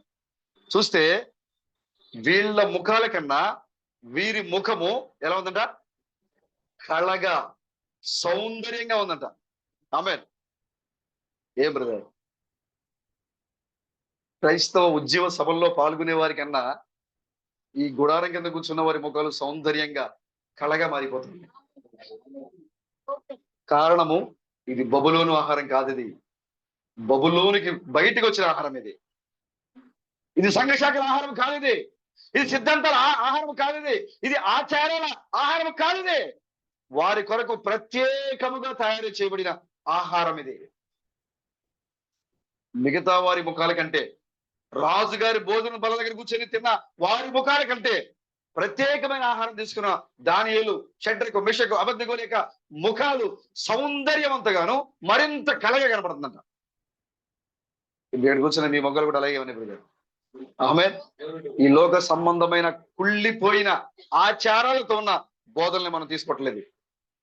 వేడిగా, తాజాగా, వేడిగా రక్తము కారుచున్న ఆహారాన్ని మనం తీసుకుంటున్నాం. మన తల్లి పక్షిరాజు ప్రభువైన క్రీస్తు ఈ లోకానికి దిగి వచ్చి వేటాడి ఎప్పటికప్పుడు మనకు తాజా ఆహారం ఇస్తున్నాడు. ఆ సారే బతుకు ఏ రోజుకి ఆ రోజు కుండల నుంచి ఇచ్చినట్టు. సారే బతుకు ఏమైపోయింది అసలు ఆమెకే తెలియదు. ఆమె తెలిసే బ్రదర్, ఈ రోజు నా కుండలో బుడ్డిలో నూనె అయిపోయింది, నా కుండలో పిండి అయిపోయింది, ఈ రోజుతో లాస్ట్. ఇక నేను ఈ తినేసి రేపటి నుంచి నేను నా కుమారుడు మిగతా వాళ్ళ మాదిరిగానే చనిపోవాల్సిందే అని అనుకుందామే. కానీ ఏమైపోయింది? ప్రవక్త తిన్నాడు ఏలియా, అమ్మా నీకోసం నీ బాబు కోసం ఒక రొట్టేసుకుపోయి చెడు రొట్టేసుకున్నాను. ఇంకెక్కడుందండి? ఇంకెక్కడుంది నా ఇల్లు కూడా? వెళ్ళి వేసుకోమ్మా, వెళ్ళి చేపెడితే ఆ రోజుకి ఎంత పిండి అవసరమో అంత దొరికింది, ఆ రోజుకి ఎంత నూనె అవసరమో అంత దొరికింది, వేసుకుంది. మిగతా ప్రజలందరూ ఆకలితో అలమటించి చనిపోయారు. కానీ తన ఇంట్లో ప్రవక్త ఉన్నాడు. హల్లెలూయా. తన ఇంట్లో ప్రవక్త ఉన్నాడు. సారేపతి ఇంటిలో ఏలియా ఉన్నాడు. ఇప్పుడు ఎవరి ఇంట్లో ఏలియా ఉంటాడు? ఆ యొక్క ఇంటిలో ప్రతి దినము నీకు కావాల్సిన ఆత్మీయ ఆహారం కురుస్తూ ఉంటది అక్కడ. దానియేలు, షడ్రకు, మెషకు, అబేద్నెగోల యొక్క ముఖాలు సౌందర్యంగా మారిపోయినాయి, కళగా మారిపోయినాయి. ఇక్కడ మనందరం కూడా బబులోను ఆహారం భుజించట్లా. మనం ఏ ఆహారం భుజిస్తూ ఉన్నాము? ఏ ఆహారం బ్రదర్? బబులోన్లోనే ఉన్నాం మనం, కానీ మన కోసం ప్రత్యేకంగా తయారు చేయబడింది. హల్లెలూయా. మనం ఎక్కడున్నాం? బబులోన్లోనే ఉన్నాం, కానీ మన కోసం అధిపతి ఏం చేశాడు? ప్రత్యేకంగా తయారు చేశాడు. యాక్చువల్గా అయితే ఆయన ఏనాల్సిన అవసరం లేదే. తింటే తినవయ్యా, లేదా రాజుగారు చెప్తే వెళ్ళే నేను అనొచ్చు కదా, అనొచ్చా బ్రదర్? అని చెప్పలే. దానియేలు యొక్క విన్నపాన్ని ఆయన అంగీకరించాడు. దానియేలు అడిగిన ఆహారాన్ని సిద్ధపరిచాడు. ఏ ఆహారం కావాలో దానియేలు చెప్పాడు. మాకు శాఖాధాన్యాలు నీళ్ళు ఇవ్వండి, లేదా మీ మొక్కలు లాగిపోతాయి, మీ మొక్కలు ఎండిపోతాయి, 10 రోజులు చూడండి. ఎవరు చెప్పారు? దానియేలు తెలుసు మనం ఏ ఆహారం తినాలో. ప్రభుకి స్తోత్రం కలుగాక. కాబట్టి ఆ దానియేలు, బబులోనులో ఉన్న దానియేలు, ఆయన ప్రత్యేకమైన ఆహారం తిన్నట్లుగానే ఈ లోకంలో ఉన్న ఈ దానియేలు, ఎక్కడికి కూర్చున్న ఈ దానియేలు ఒక ప్రత్యేకమైన ఆహారం భుజిస్తూ ఉన్నారు. మనం ఈ లోకంలో ఉన్నాం, మన బబులోనులో ఉన్నాం, పాపలోకంలో ఉన్నాం మనం. కానీ మనం తీసుకునే వాక్యము పాపానికి దూరమైనది, వ్యతిరేకమైనది. ఈ యొక్క లోకానికి అందరి వర్తమానాన్ని మనం తీసుకుంటూ ఉన్నాము. ఉన్న ప్రియమైన సహోదరులరా, మీరు రాజవంశీకులై ఉన్నారు, ముఖ్యులై ఉన్నారు, సౌందర్యవంతులై ఉన్నారు, జ్ఞానులై ఉన్నారు, సకల విద్య ప్రావీణ్యత కలిగిన వారై ఉన్నారు, తత్వజ్ఞానం ఎరిగిన వారై ఉన్నారు. హల్లెలూయా. ఇక్కడ కూర్చున్న వాళ్ళు ఎవరు బ్రదర్? తత్వజ్ఞానము తెలిసిన వారు. బైబిల్లో ఆది నుంచి ప్రకటన గ్రంథం వరకు దేవుడు ఏదైతే ఈ కాలానికి రాసి పెట్టాడో బైబిల్లోంచి దాన్ని వెలికి తీయగల తత్వజ్ఞానము లేదా జ్ఞానము లేదా తెలివి కలిగిన వారు ఇక్కడ కూర్చొని ఉన్నారు. ఇది వారి సొంత తెలివో జ్ఞానమో కాదు, దేవుడు వారిలో ఉండి ఈ గడి యొక్క వర్తమానాన్ని వారు గ్రహించినట్టుగా దేవుడు వారికి బయలుపరుస్తున్నాడు. హల్లెలూయా. ప్రభుకి స్తోత్రం కలండి కాక. ప్రియమైన సహోదరులరా, ఈ లోక సంబంధమైన ఆచారాలతో మీరు జతకట్టకండి.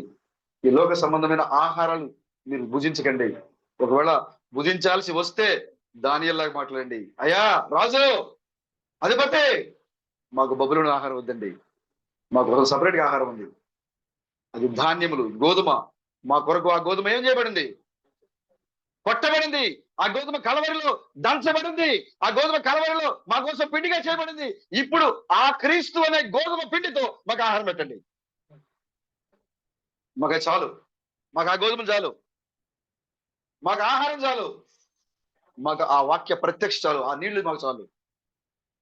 మీరు ఎవరైతే మీ దగ్గరికి వచ్చి సిద్ధాంతాలు బోధించాలని చూస్తారో, వాక్య వ్యతిరేకమైన కార్యాలు బోధించాలని చూస్తారో, వారితో మీరు దానియేలులాగా ధైర్యంగా మీరు మాట్లాడండి. హల్లెలూయా. దేవుని యొక్క మందిరములో వాడబడాల్సిన దేవుని కుమారులు కుమార్తెలు అన్యుల చేతుల్లోకి వెళ్ళకూడదు. పాపము చేతులకు వెళ్ళకూడదు. దేవుని మందిరములు, దేవుని పరిచర్యలు, దేవుని మందిరంలో సేవ చేసే పాత్రలుగానే మీరు ఆయనకి సేవ చేయండి. ఆయన సన్నిధిలో మాత్రం మీరు ఉండండి. సాతానికి అవకాశం ఇచ్చి బబులోనికి వెళ్ళి మిమ్మల్ని మీరు అపవిత్రులుగా మార్చుకోవద్దు. బబులోనికి వెళ్ళి బబులోని యొక్క ఆహారాన్ని మీరు తీసుకోవద్దు. మిమ్మల్ని మీరు ప్రత్యేకించుకోనండి. దానియేలు వలె ధైర్యంగా మీరు నిలబడండి. హల్లెలూయా. సరే, మంచిది. రాత్రి మనం ఎక్కడ ఆగిపోయాం? మనం బావి దగ్గర ఆగిపోయాం కదా. ఇంకా బావి దగ్గర ఉన్నారా, వెళ్ళిపోయారా? God bless you.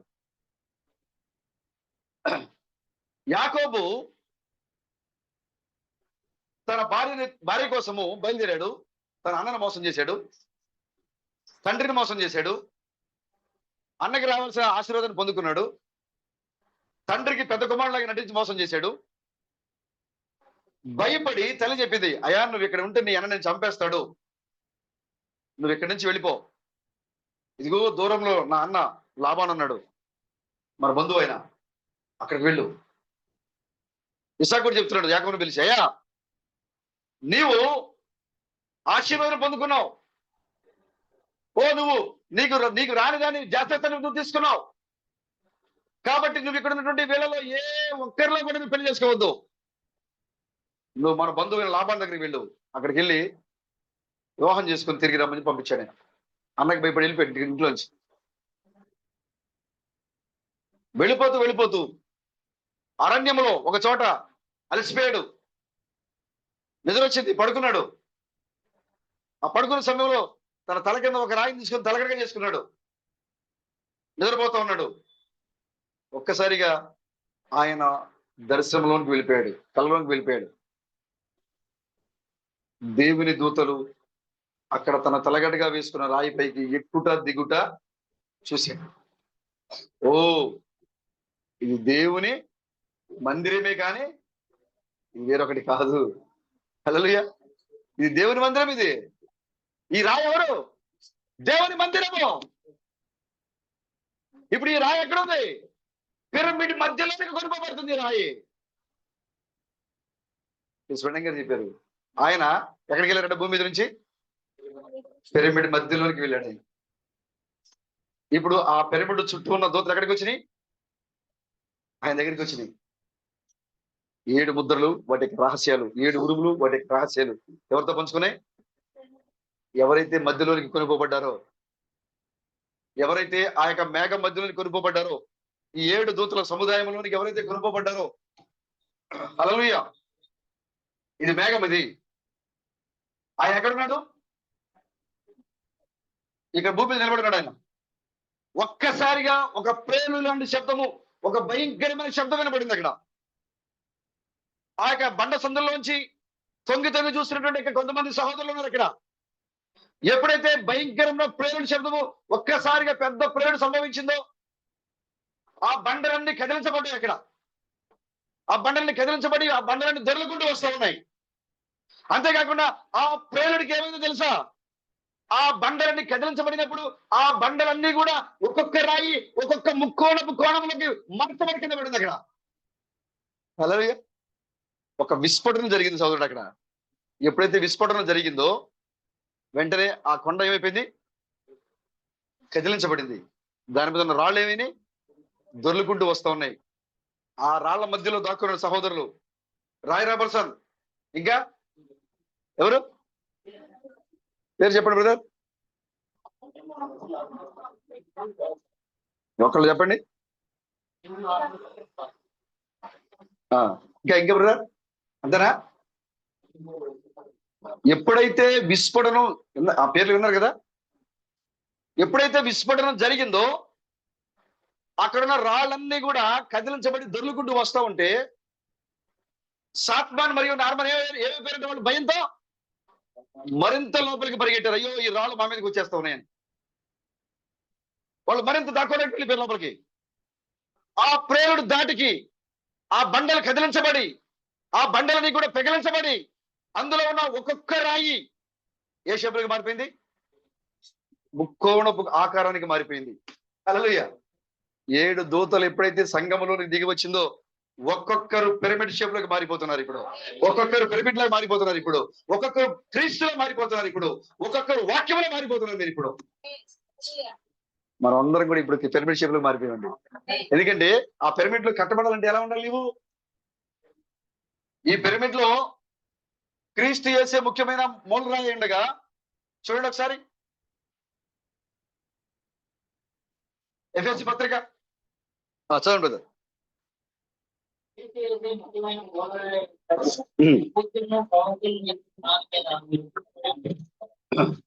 రెఫరెన్స్ ఎంత? 2:20 కదా తీసారు అందరూ బైబిల్? సిస్టర్స్ పేజ్ నెంబర్ చెప్పండి ఒకసారి, కొంతమంది కొత్త వాళ్ళకి తెలియదు. 174 పేజ్ నెంబరు, 2వ అధ్యాయము 20 వచనము చదవండి బ్రదర్.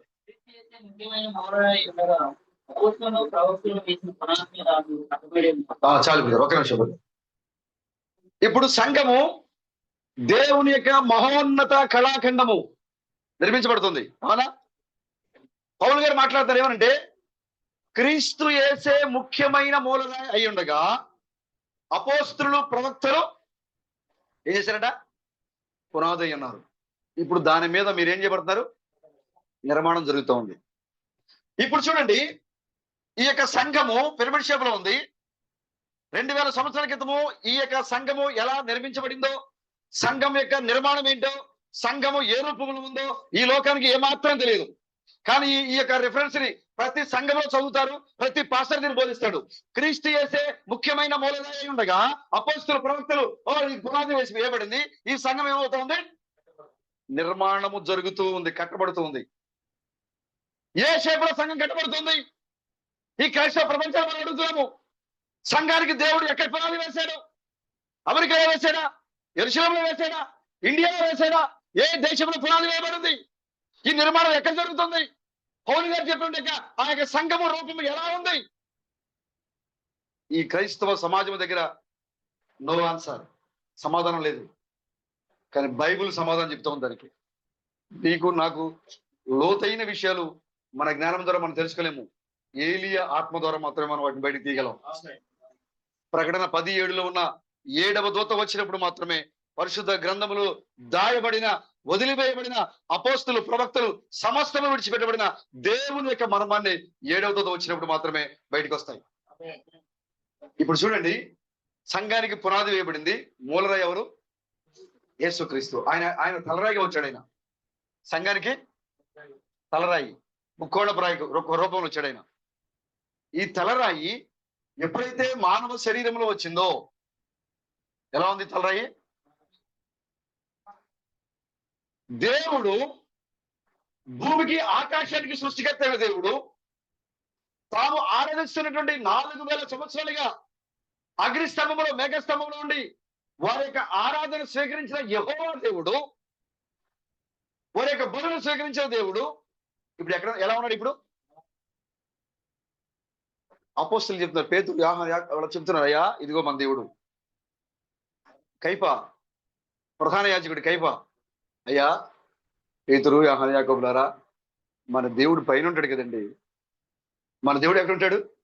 పైన ఉంటాడు కదా. మన దేవుడు అబ్రహాం ఎక్కడ చూశాడు? మన దేవుడిని పైనే కదా చూసింది. మోషే ఎక్కడ మాట్లాడింది? మన దేవుడితో పైనే కదా మాట్లాడింది. దానియేలు ఎక్కడ మాట్లాడింది? మన దేవుడితో పైనుంచే కదా మాట్లాడింది. మరి ఇప్పుడు మీరేంటయ్యా మన దేవుడిని భూమి మీద చూపిస్తారంటయ్యా? పేతురు, దేవుడు భూమి మీదకి ఎలా వస్తాడయ్యా మానవ శరీరధారిగా? మేఘంలో ఉండే దేవుడు, అగ్నిస్తంభంలో ఉండే దేవుడు ఆయన ఎలా వస్తారు అని ఆ అపోస్తులని ఒక్కొక్కరిని హింసించడం మొదలుపెట్టారు. ఆ మానవ శరీరంలో ఉన్న క్రీస్తుని నీవు మానవుడిగా ఉండి దేవుడిగా చెప్పుకుంటున్నావు. ఇది దైవ దూషణ. ధర్మశాస్త్ర ప్రకారంగా నువ్వు మనిషివై ఉండి నువ్వు దేవుడిగా చెప్పుకుంటావు కాబట్టి నిన్ను రాళ్లతో కొట్టి చంపుతాం. పేజీ నెంబర్ 91, యోహాను సువార్త 10వ అధ్యాయము 29 నుంచి చదవండి ఒకసారి.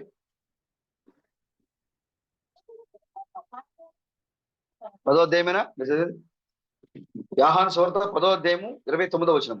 వాటికి నా విసిన నా తండ్రి అందరికంటే గొప్పవాడు కనుక నా తండ్రి చేతి నుండి ఎవరు వాటిని నేను తండ్రి ఏం చెప్పాడు ఆయన? నేను తండ్రి ఒకటే అని చెప్పాడు ఆయన. దానికి వాళ్ళు జీర్ణించుకోలేకపోయారు. ఏంటి, నువ్వు మనిషి కదా? యేసు ఎలా ఉన్నాడు? రక్త మాంసాలతో ఉన్నాడు. తండ్రి ఎక్కడ ఉన్నాడు? పైన ఉంటాడు కదా. మన దేవుడు పైన దేవుడు కదా. మన దేవుడు సర్వంతర్యామైన దేవుడు కదా. ఆ సర్వంతర్యామైన దేవునితో నువ్వు సమానం చేసుకుంటావా? నువ్వు మనిషి కదా. నేను తండ్రి ఏకమై ఉన్నామని చెప్తున్నావు ఏంటి? చదవండి. పట్టుకున్నారు. ఇక ఏంటి, నువ్వు దేవునితో ఒక మనిషిగా ఉండి నువ్వు దేవునితో సమానం చేసుకుంటావా? కాబట్టి నిన్ను చంపడానికి మాకు రైట్ వచ్చింది. దేని ప్రకారము? ధర్మశాస్త్ర ప్రకారము. ధర్మశాస్త్రం ఏం చెప్పింది? ఒకడు దేవునితో సమానంగా చేసుకుంటే వాడిని ఏం చేయొచ్చు? రాళ్లతో కొట్టి చంపొచ్చు. కాబట్టి మానవ శరీరంలో ఉన్న యేసు మానవుడిగా నీ వలే నా వలే మానవ శరీరంలో ఉన్న నిలబడిన ఆ మానవుడైన ఆ క్రీస్తు తనను తాను దేవునితో సమానం చేసుకుంటున్నాడు. నేను తండ్రి ఒకటే అని చెప్తున్నాడు. అని చెప్పేసరికి వాళ్ళకేమైంది? కోపం వచ్చేసింది. గబగబా ఎక్కడున్న వాళ్ళు అక్కడ వంగేసి రాళ్ళు తీసేశారు. ఎందుకని? నువ్వు మనిషిగా ఉండి దేవుడు అని చెప్పుకుంటావా? పైగా నా దేవుడితో సమానం అంటావా? ఎంత ధైర్యం నీకు అసలు? కాబట్టి నిన్నేం చేస్తా, నేను రాళ్లతో కూడా చంపేస్తాం అని రాళ్ళు తీశారు. చదవండి ఒకసారి.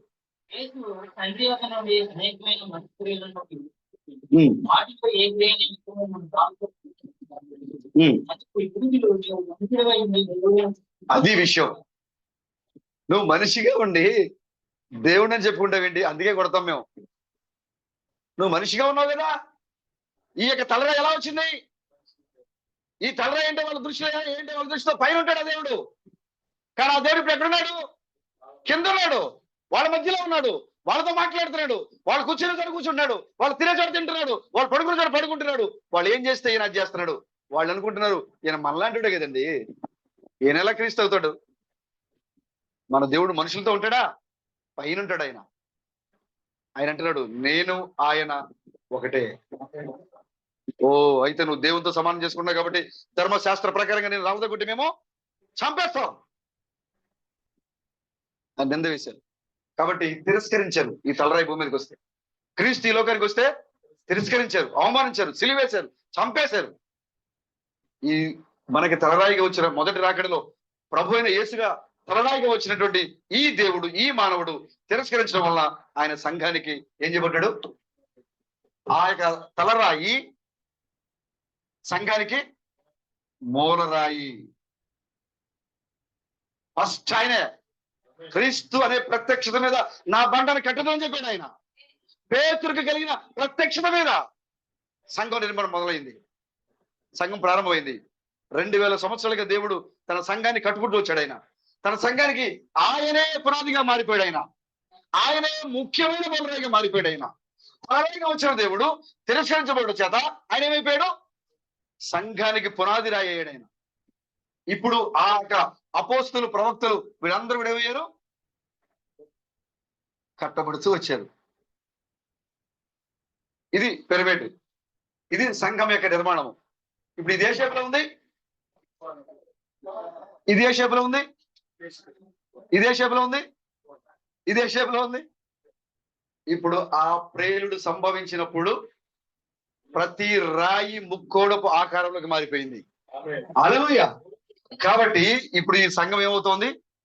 ఇది మొదటి సంఘకాలము, ఇది రెండవ సంఘకాలము, ఇది మూడవ ఎఫెసు, స్ఫుర్ణ, పెర్గమ, 5,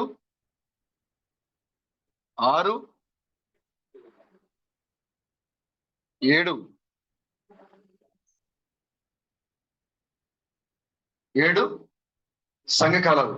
ప్రకటన గ్రంథం 1వ అధ్యాయంలో రాయబడినటువంటి ఎఫెసు, స్మరణ, పెర్గమ, థియతైర, సార్దిస్, ఫిలదెల్ఫియా, లవోదికీయ అనే 7 సంఘకాలాలు 2000 సంవత్సరాలుగా ఆత్మీయంగా దేవుడు ఆకాశంలోనికి ఆకాశం నుంచి మానవ దేహంలో దిగి వచ్చిన ఆ దేవుడు తను తగ్గించుకొని కలవరి శిలువలో ఆయన బలి అయిపోయి ఆయన ఆత్మ సంఘంలోనికి కొమ్మరించబడి సంఘంలో ముఖ్యమైన మూలరాయిగా మారిపోయి ఆ సంఘము 2000 సంవత్సరాలుగా ఎదిగి ఇప్పుడు ఈ సంఘము ఈ యొక్క లవోదికీయ సంఘ కాలంలో ఈ కాలంలో మనం ఉన్నాం ఇప్పుడు.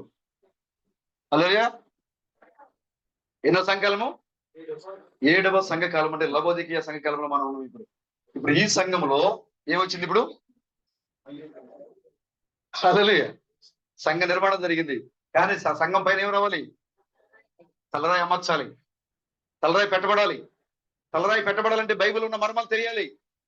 బైబిల్ ఉన్న మర్మాలు తెలిస్తేనే నువ్వు ఈ మహోన్నతమైన కళాకర్మలు భాగంగా నువ్వు మారిపోతావు. ఇందులో కట్టబడే ప్రతి కట్టడము ఎలా కట్టబడుతుంది? పిరమిడ్ రూపంలోనే కట్టబడుతుంది. ప్రతి మనిషి ఒక పిరమిడ్, ప్రతి మనిషి ఒక క్రీస్తు, ప్రతి మనిషి ఒక వాక్యము, ప్రతి మనిషి దేవుని యొక్క స్వరూపమైనాడు. ఆ పిరమిడ్ ని ఏ షేప్ పెట్టినా కరెక్ట్ గా సెట్ అయిపోద్ది.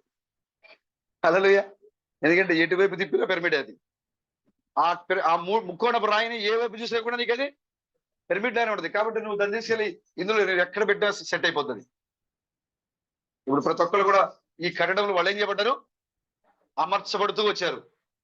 ఇప్పుడు మనం ఎక్కడ ఉన్నాం? ఇప్పుడు చివరి సంఘకాలంలో ఉన్నాం మనం. ఇప్పుడు ఇక్కడ ఉన్నాం మనం. ఇప్పుడు ఎక్కడ నిలబడి ఉంది?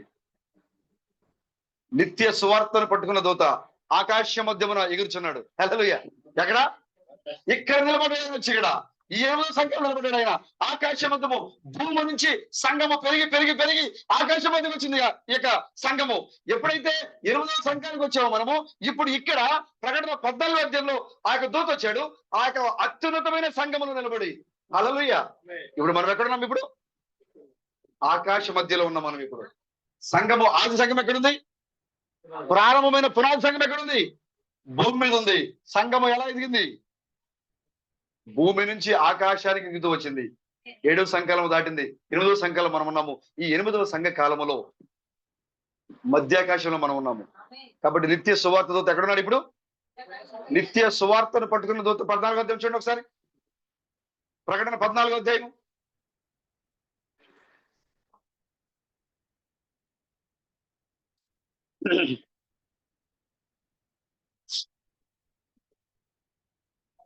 చూసారా? త్వరగా చదవండి. యవనస్తులు స్టడీ తీయాలి.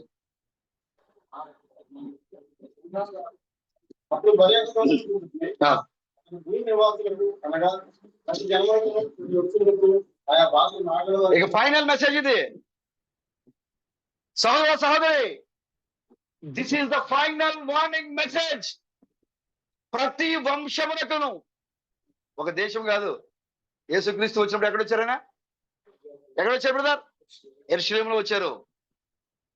ఆ యేసుక్రీస్తు 2వ రాకడ మరలా పడమటి దిశలో తూర్పున ఉదయించిన సూర్యుడు. మత్తయి సువార్త 24:30 ప్రకారంగా తూర్పున ఉదయించిన సూర్యుడు 2000 సంవత్సరాలుగా తూర్పున ఉదయించిన సూర్యుడు ప్రయాణం చేసుకుంటూ పడమటి దిశలో అస్తమించాలి.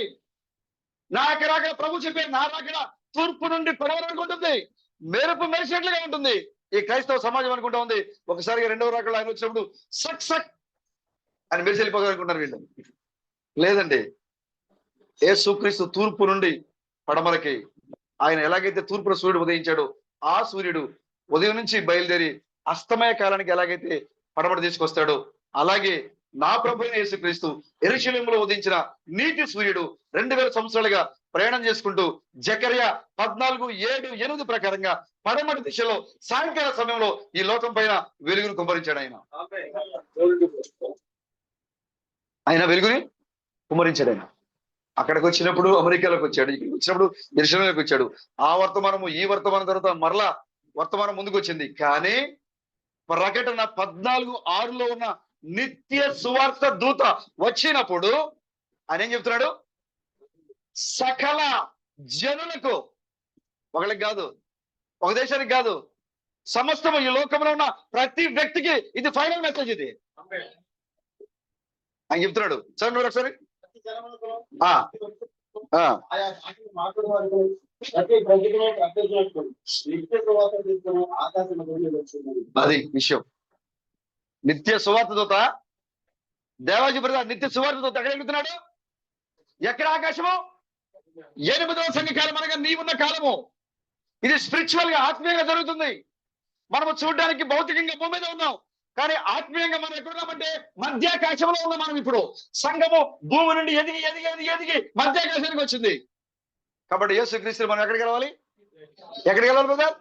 మధ్యాకాశంలో గెలవాలి మన యేసుక్రీస్తుని, అనగా ఇక్కడ గెలవాలి మన యేసుక్రీస్తుని. కలిసారా బ్రదర్ యేసుక్రీస్తుని ఇక్కడ? హల్లెలూయా. ఇది వాక్యం అండి. ఇది దానియేలు అడిగిన ఆహారం. పౌరుని ఆహారం నాకు వద్దండి, ఈ ఆహారం కావాలి నాకు. ఇది ఎక్కడిది ఆహారము? సొలొమోను బల్ల దగ్గర ఆహారం. ఇది ప్రభుకి స్తోత్రం కలగాక. నిత్య సువార్తను పట్టుకున్న దూత ఆకాశ మధ్యమున ఎగురుచున్నాడు. ఇది ఫైనల్ వార్నింగ్ బ్రదర్. హల్లెలూయా. కాబట్టి ఎప్పుడైతే ఈ యొక్క పిరమిడ్ షేప్ లోకి సంఘము నిర్మించబడుతూ వచ్చిందో, స్వయంగా గారు వచ్చినప్పుడు ఆయన భూమి మీద ఉన్నారు. ఒక మేఘం దిగొచ్చింది. ఒక మేఘం దిగొచ్చింది. ఆ పర్వతం మీద ఆకర్షణ ఏమిటి? సందేశాన్ని మీరు చదివితే ఇప్పుడు నేను చెప్పే పాయింట్ అని మీకు దాంట్లో కనపడుతుంది. ఒక మేఘం దిగి వచ్చింది. 1963 సంవత్సరంలో ఈ లోకానికి ఒక మేఘం దిగి వచ్చింది. ఆ మేఘములో నిత్యత్వం నుండి కనురెప్ప వేసేంత వేగముతో నిత్యత్వం నుండి దూతలు ఎగురుకుంటూ వచ్చేసినాయి. ఏ రూపంలో? పిరమిడ్ షేప్ లో ఎగురుకుంటూ వచ్చేసినాయి. ఆ మేఘం వచ్చినప్పుడు ఆయన ఎక్కడున్నారు? ఇక్కడ కొండ మీద నిలబడున్నారు ఆయన. ఎవరు? బ్రానమ్ ఇక్కడ నిలబడున్నారు. మేఘం దిగి వచ్చింది. దిగి వచ్చినప్పుడు పెద్ద ప్రేలుడు సంభవించింది. ఆ ప్రేలుడు సంభవించినప్పుడు అక్కడ ఉన్నటువంటి పునాదులు, ఆ కొండలన్నీ కదిలిపోయి దాంట్లో ఉన్న ప్రతి రాయి ముక్కోణపు ఆకారంలోకి మారిపోయింది. ప్రభుకి స్తోత్రం కలగాక. ఇప్పుడు మనం అందరం కూడా 7 దేవుని కుమారుల పరిచయం ఎప్పుడైతే భూమి మీదకి వచ్చిందో, ఇక్కడ ఉన్నటువంటి ఈ వ్యక్తి, ఎవరి వ్యక్తి? దేనికి గుర్తుగా ఉన్నాడు? ఆయన సంఘానికి గుర్తుగా ఉన్నాడు. అప్పుడు ఆయన ఈ యొక్క క్రీస్తు ఎక్కడ గుర్తుగా ఉన్నాడు? సంఘానికి సూచనగా ఉన్నాడు. ఆయన ఎప్పుడైతే ఈయన ఆ మధ్యంలోనికి కొనుక్కోబడ్డాడు, మేఘంలో కొనుక్కోబడ్డాడు, ఈ చుట్టూ ఉన్నటువంటి 7 దేవుని కుమారులు ఈ చివరికాల సమయంలో దేవుని మర్మాన్ని, హల్లెలూయా, ఉరుముల యొక్క రహస్యాన్ని, గుడార యొక్క దర్శనాన్ని, మేఘం యొక్క రహస్యాన్ని దేవుడు ఈ చివరికాల సమయంలో తన సంఘముతో దానియేలు ప్రకటన 8 ఉన్న ప్రతి మర్మము ఎలా పడుతుందో ఇక్కడ డిస్కస్ చేస్తున్నారు. ఇక్కడ హల్లెలూయా. ఇప్పుడు మనం ఎక్కడున్నాం బ్రదర్? మేఘము. ఆ 7 దేవుని కుమారులు మనకి ఏజ్కేల్ గురించి, ప్రకటన గురించి, దానియేలు గురించి ప్రతి మర్మతి మనకు బోధిస్తున్నారు. ఇక్కడ భూమి మీద నుంచి ఎక్కడికి వెళ్ళిపోయాం? మేఘంలోకి వెళ్ళిపోయాం. ఉన్నతమైన స్థితిలోకి వెళ్ళిపోయాం. మనం ఆకాశంలో ఉన్నాము, ప్రభువుని చూస్తూ ఉన్నాం మనము. ఎందుకంటే మధ్యాకాశములోనే ప్రభువును మనం కలుసుకోవాలి. అదే మధ్యాకాశము పైన కనపడుతున్న నీళ్ళు మేఘాలు కాదు, ఈ యొక్క వాక్యమైన మధ్యాకాశంలో. ఈ క్రైస్తవులు అనుకుంటారు నిజంగా దేవుడు ఆ మేఘాల మీద కూర్చొని వస్తాడు. దేవదూతల ముందుగా వచ్చి బోరలు ఊదుతూ ఉంటాయి, భూమి కదిలించబడుతూ ఉంటది. ఆ మేఘాల మీద ఆయన కూర్చొని తెల్లని వస్త్రాలు వేసుకుని, తెల్ల గుర్రం వేసుకొని కిందకి దిగి వస్తా ఉంటే కింద ఉన్న వాళ్ళందరూ చూసి అయ్యో అయ్యో అయ్యో అయ్యో అని రొమ్ము కొట్టుకుంటా ఉంటారు. ఎందుకంటే ఇది రిటర్న్ గా ఆ విధంగా బైబిల్లో రాయబడి ఉంది. అవునా బ్రదర్? ప్రకటన గ్రంథంలో ఏమని రాయబడింది? నన్ను పొడిచిన వారు నన్ను చూచి రొమ్ము కొట్టుకుందరు రాయబడి ఉంది. కాబట్టి ఆయన దిగి వస్తా ఉంటే ఈ ప్రభునే మేము తిరస్కరించింది, అయ్యో అయ్యో అయ్యో అని కొట్టుకుంటారు అనుకుంటున్నారు వాళ్ళు. కానీ ఆయన పొడిచిన వారు 2000 సంవత్సరాల క్రితమే సమాధిలో ఉన్నారు. అవునా? క్రీస్తుని పొడిచిన వారు ఎక్కడున్నారు బ్రదర్? రోమా సైనికులు ఎక్కడున్నారు? సమాధుల్లో ఉన్నారు. మరి క్రీస్తు వచ్చినప్పుడు వాళ్ళు ఎక్కడ కనబడతారు? ఇక్కడ కనబడరు. మనం ఉన్న భూమి మీద. ఈ కాలంలో ఆ క్రీస్తు మరలా మానవ శరీరంలో వస్తే, ఆ క్రీస్తు మరలా 2వ రాకడలో మానవుడిగా దిగి వస్తే, ఎవరైతే ఈ మనిషి దేవుడు ఎలా అవుతాడు, మన యేసుతో సమానం ఎలా చేస్తారు, మన ప్రభుత్వం ఎలా సమానం చేస్తారు అని ఎవరైతే తిరస్కరించారో వారు ఆ రూపాన్ని చూసి గుండెలు బాదుకోపోతున్నారు. ఇప్పుడు ఈ మనిషిని ఇంతకాలం మా మధ్యలో ఉన్న ఈ మనిషిని మేము తిరస్కరించింది అని గుండెలు బాదుకోపోతున్నారు. సహోదరు, మనం ఎక్కడున్నామంటే మధ్యాకాశంలో ఉన్నాం. ఆయన చెప్పారు మధ్యాకాశంలో తీసుకెళ్ళాలి మిమ్మల్ని. ఎవరు చెప్పారు? నేను మిమ్మల్ని మధ్యాకాశంలో తీసుకెళ్ళాడు ఆయన. నేను మీకు అక్కడ మధ్యాకాశంలో క్రీస్తుని చూపించాడు ఆయన. ఆ మధ్యాకాశంలో క్రీస్తుని కలుసుకోవాలి. నువ్వు తెలుసుకున్నారు మీరు పిరమిడ్ షేప్ లోనికి. హల్లెలూయా. క్రీస్తు యొక్క సారూప్యంలోనికి మీరందరూ మారిపోయారు ఇప్పుడు ఇక్కడ. ఆమేన్. ఈ యొక్క పిరమిడ్ ఎలాగైతే నిర్మించబడుతూ వచ్చిందో ఇప్పుడు ఇక్కడ కూర్చున్నటువంటి ఈ సహోదరి సహోదరులందరూ కూడా వాక్య రూపంలోనికి, క్రీస్తు రూపంలోనికి మనం మారిపోతూ ఉన్నాం. ఈ చివరికాల సమయంలో జరిగిన కార్యములు ఇవన్నీ కూడా. ఇప్పుడు మనం మేఘంలో ఉన్నాము.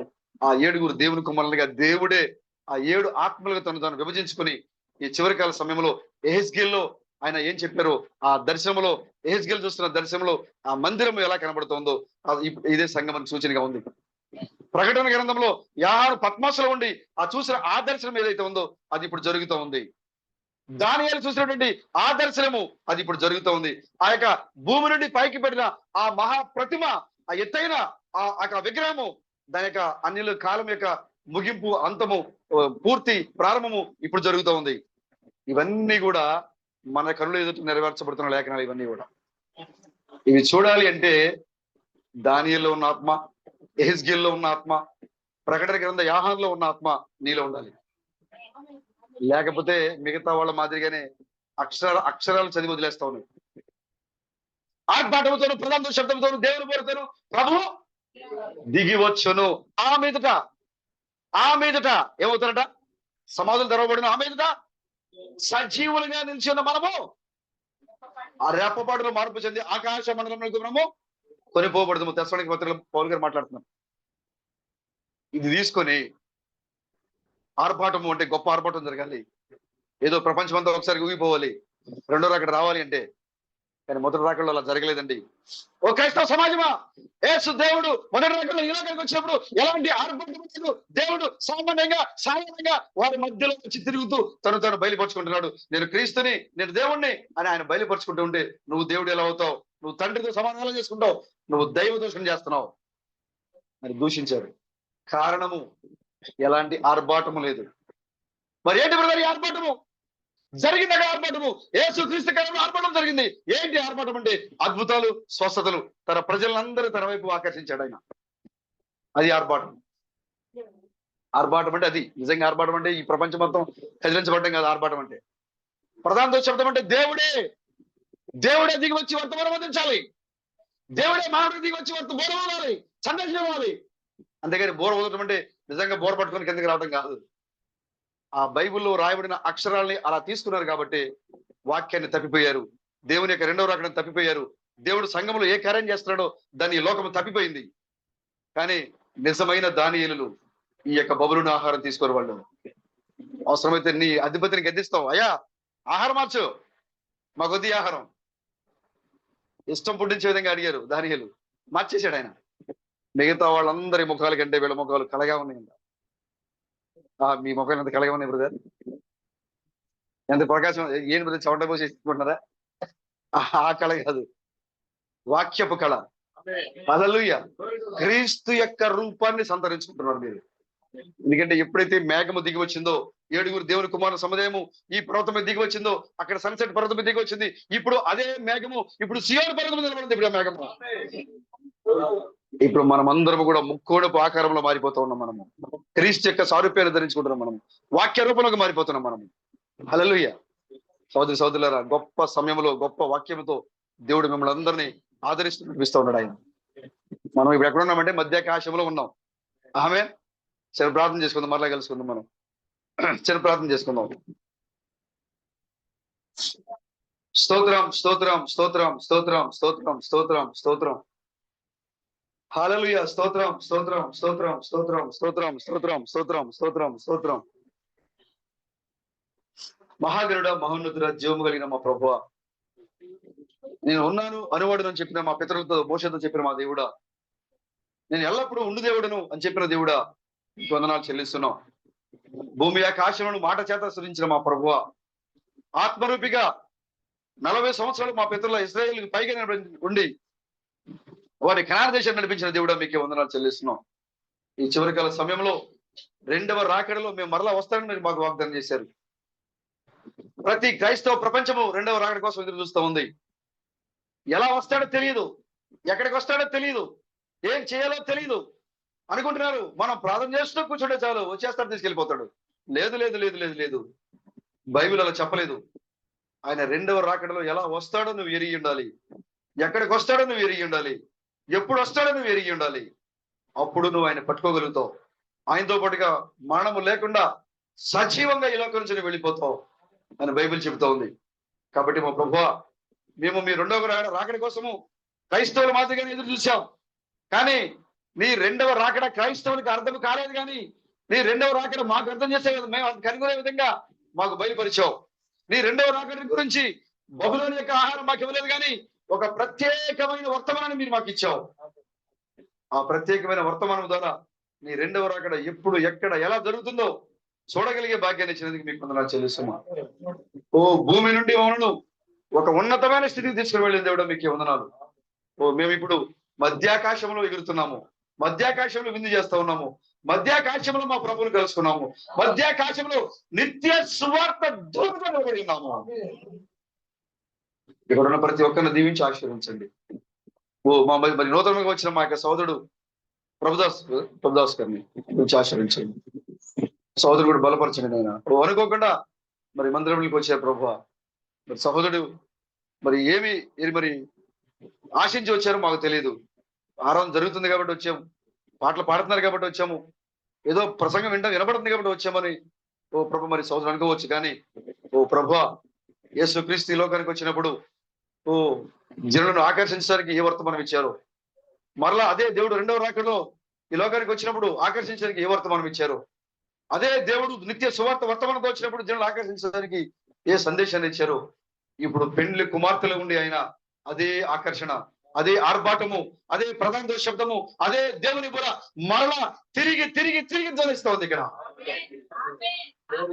కాబట్టి ప్రభు సహోదరు, ఆ దేవుని బోర ఎలా ధ్వనిస్తూ ఉంది, ఆ ప్రధాన శబ్దము ఎలా ధ్వనిస్తూ ఉంది, ఆ ఆర్భాటము ఎలా ధ్వనిస్తూ ఉంది, యేసు మేఘాల్లో రావడం అంటే అర్థం ఏంటి, యేసు భూమి మీదకి రావడం అంటే అర్థం ఏంటి, యేసు రెండో రాకడలో రావడం అంటే అర్థం ఏంటి, నీ చిత్తమైతే ఆలోచించడానికి ఓ ప్రభు మరి సహోదరికి హృదయాన్ని దయచేయండి.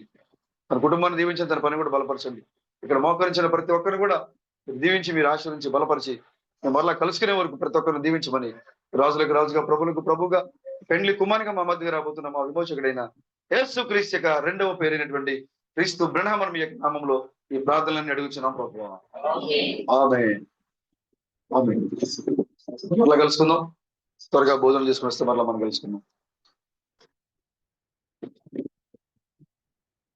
అందరికి వందనాలు బ్రదర్. God bless you.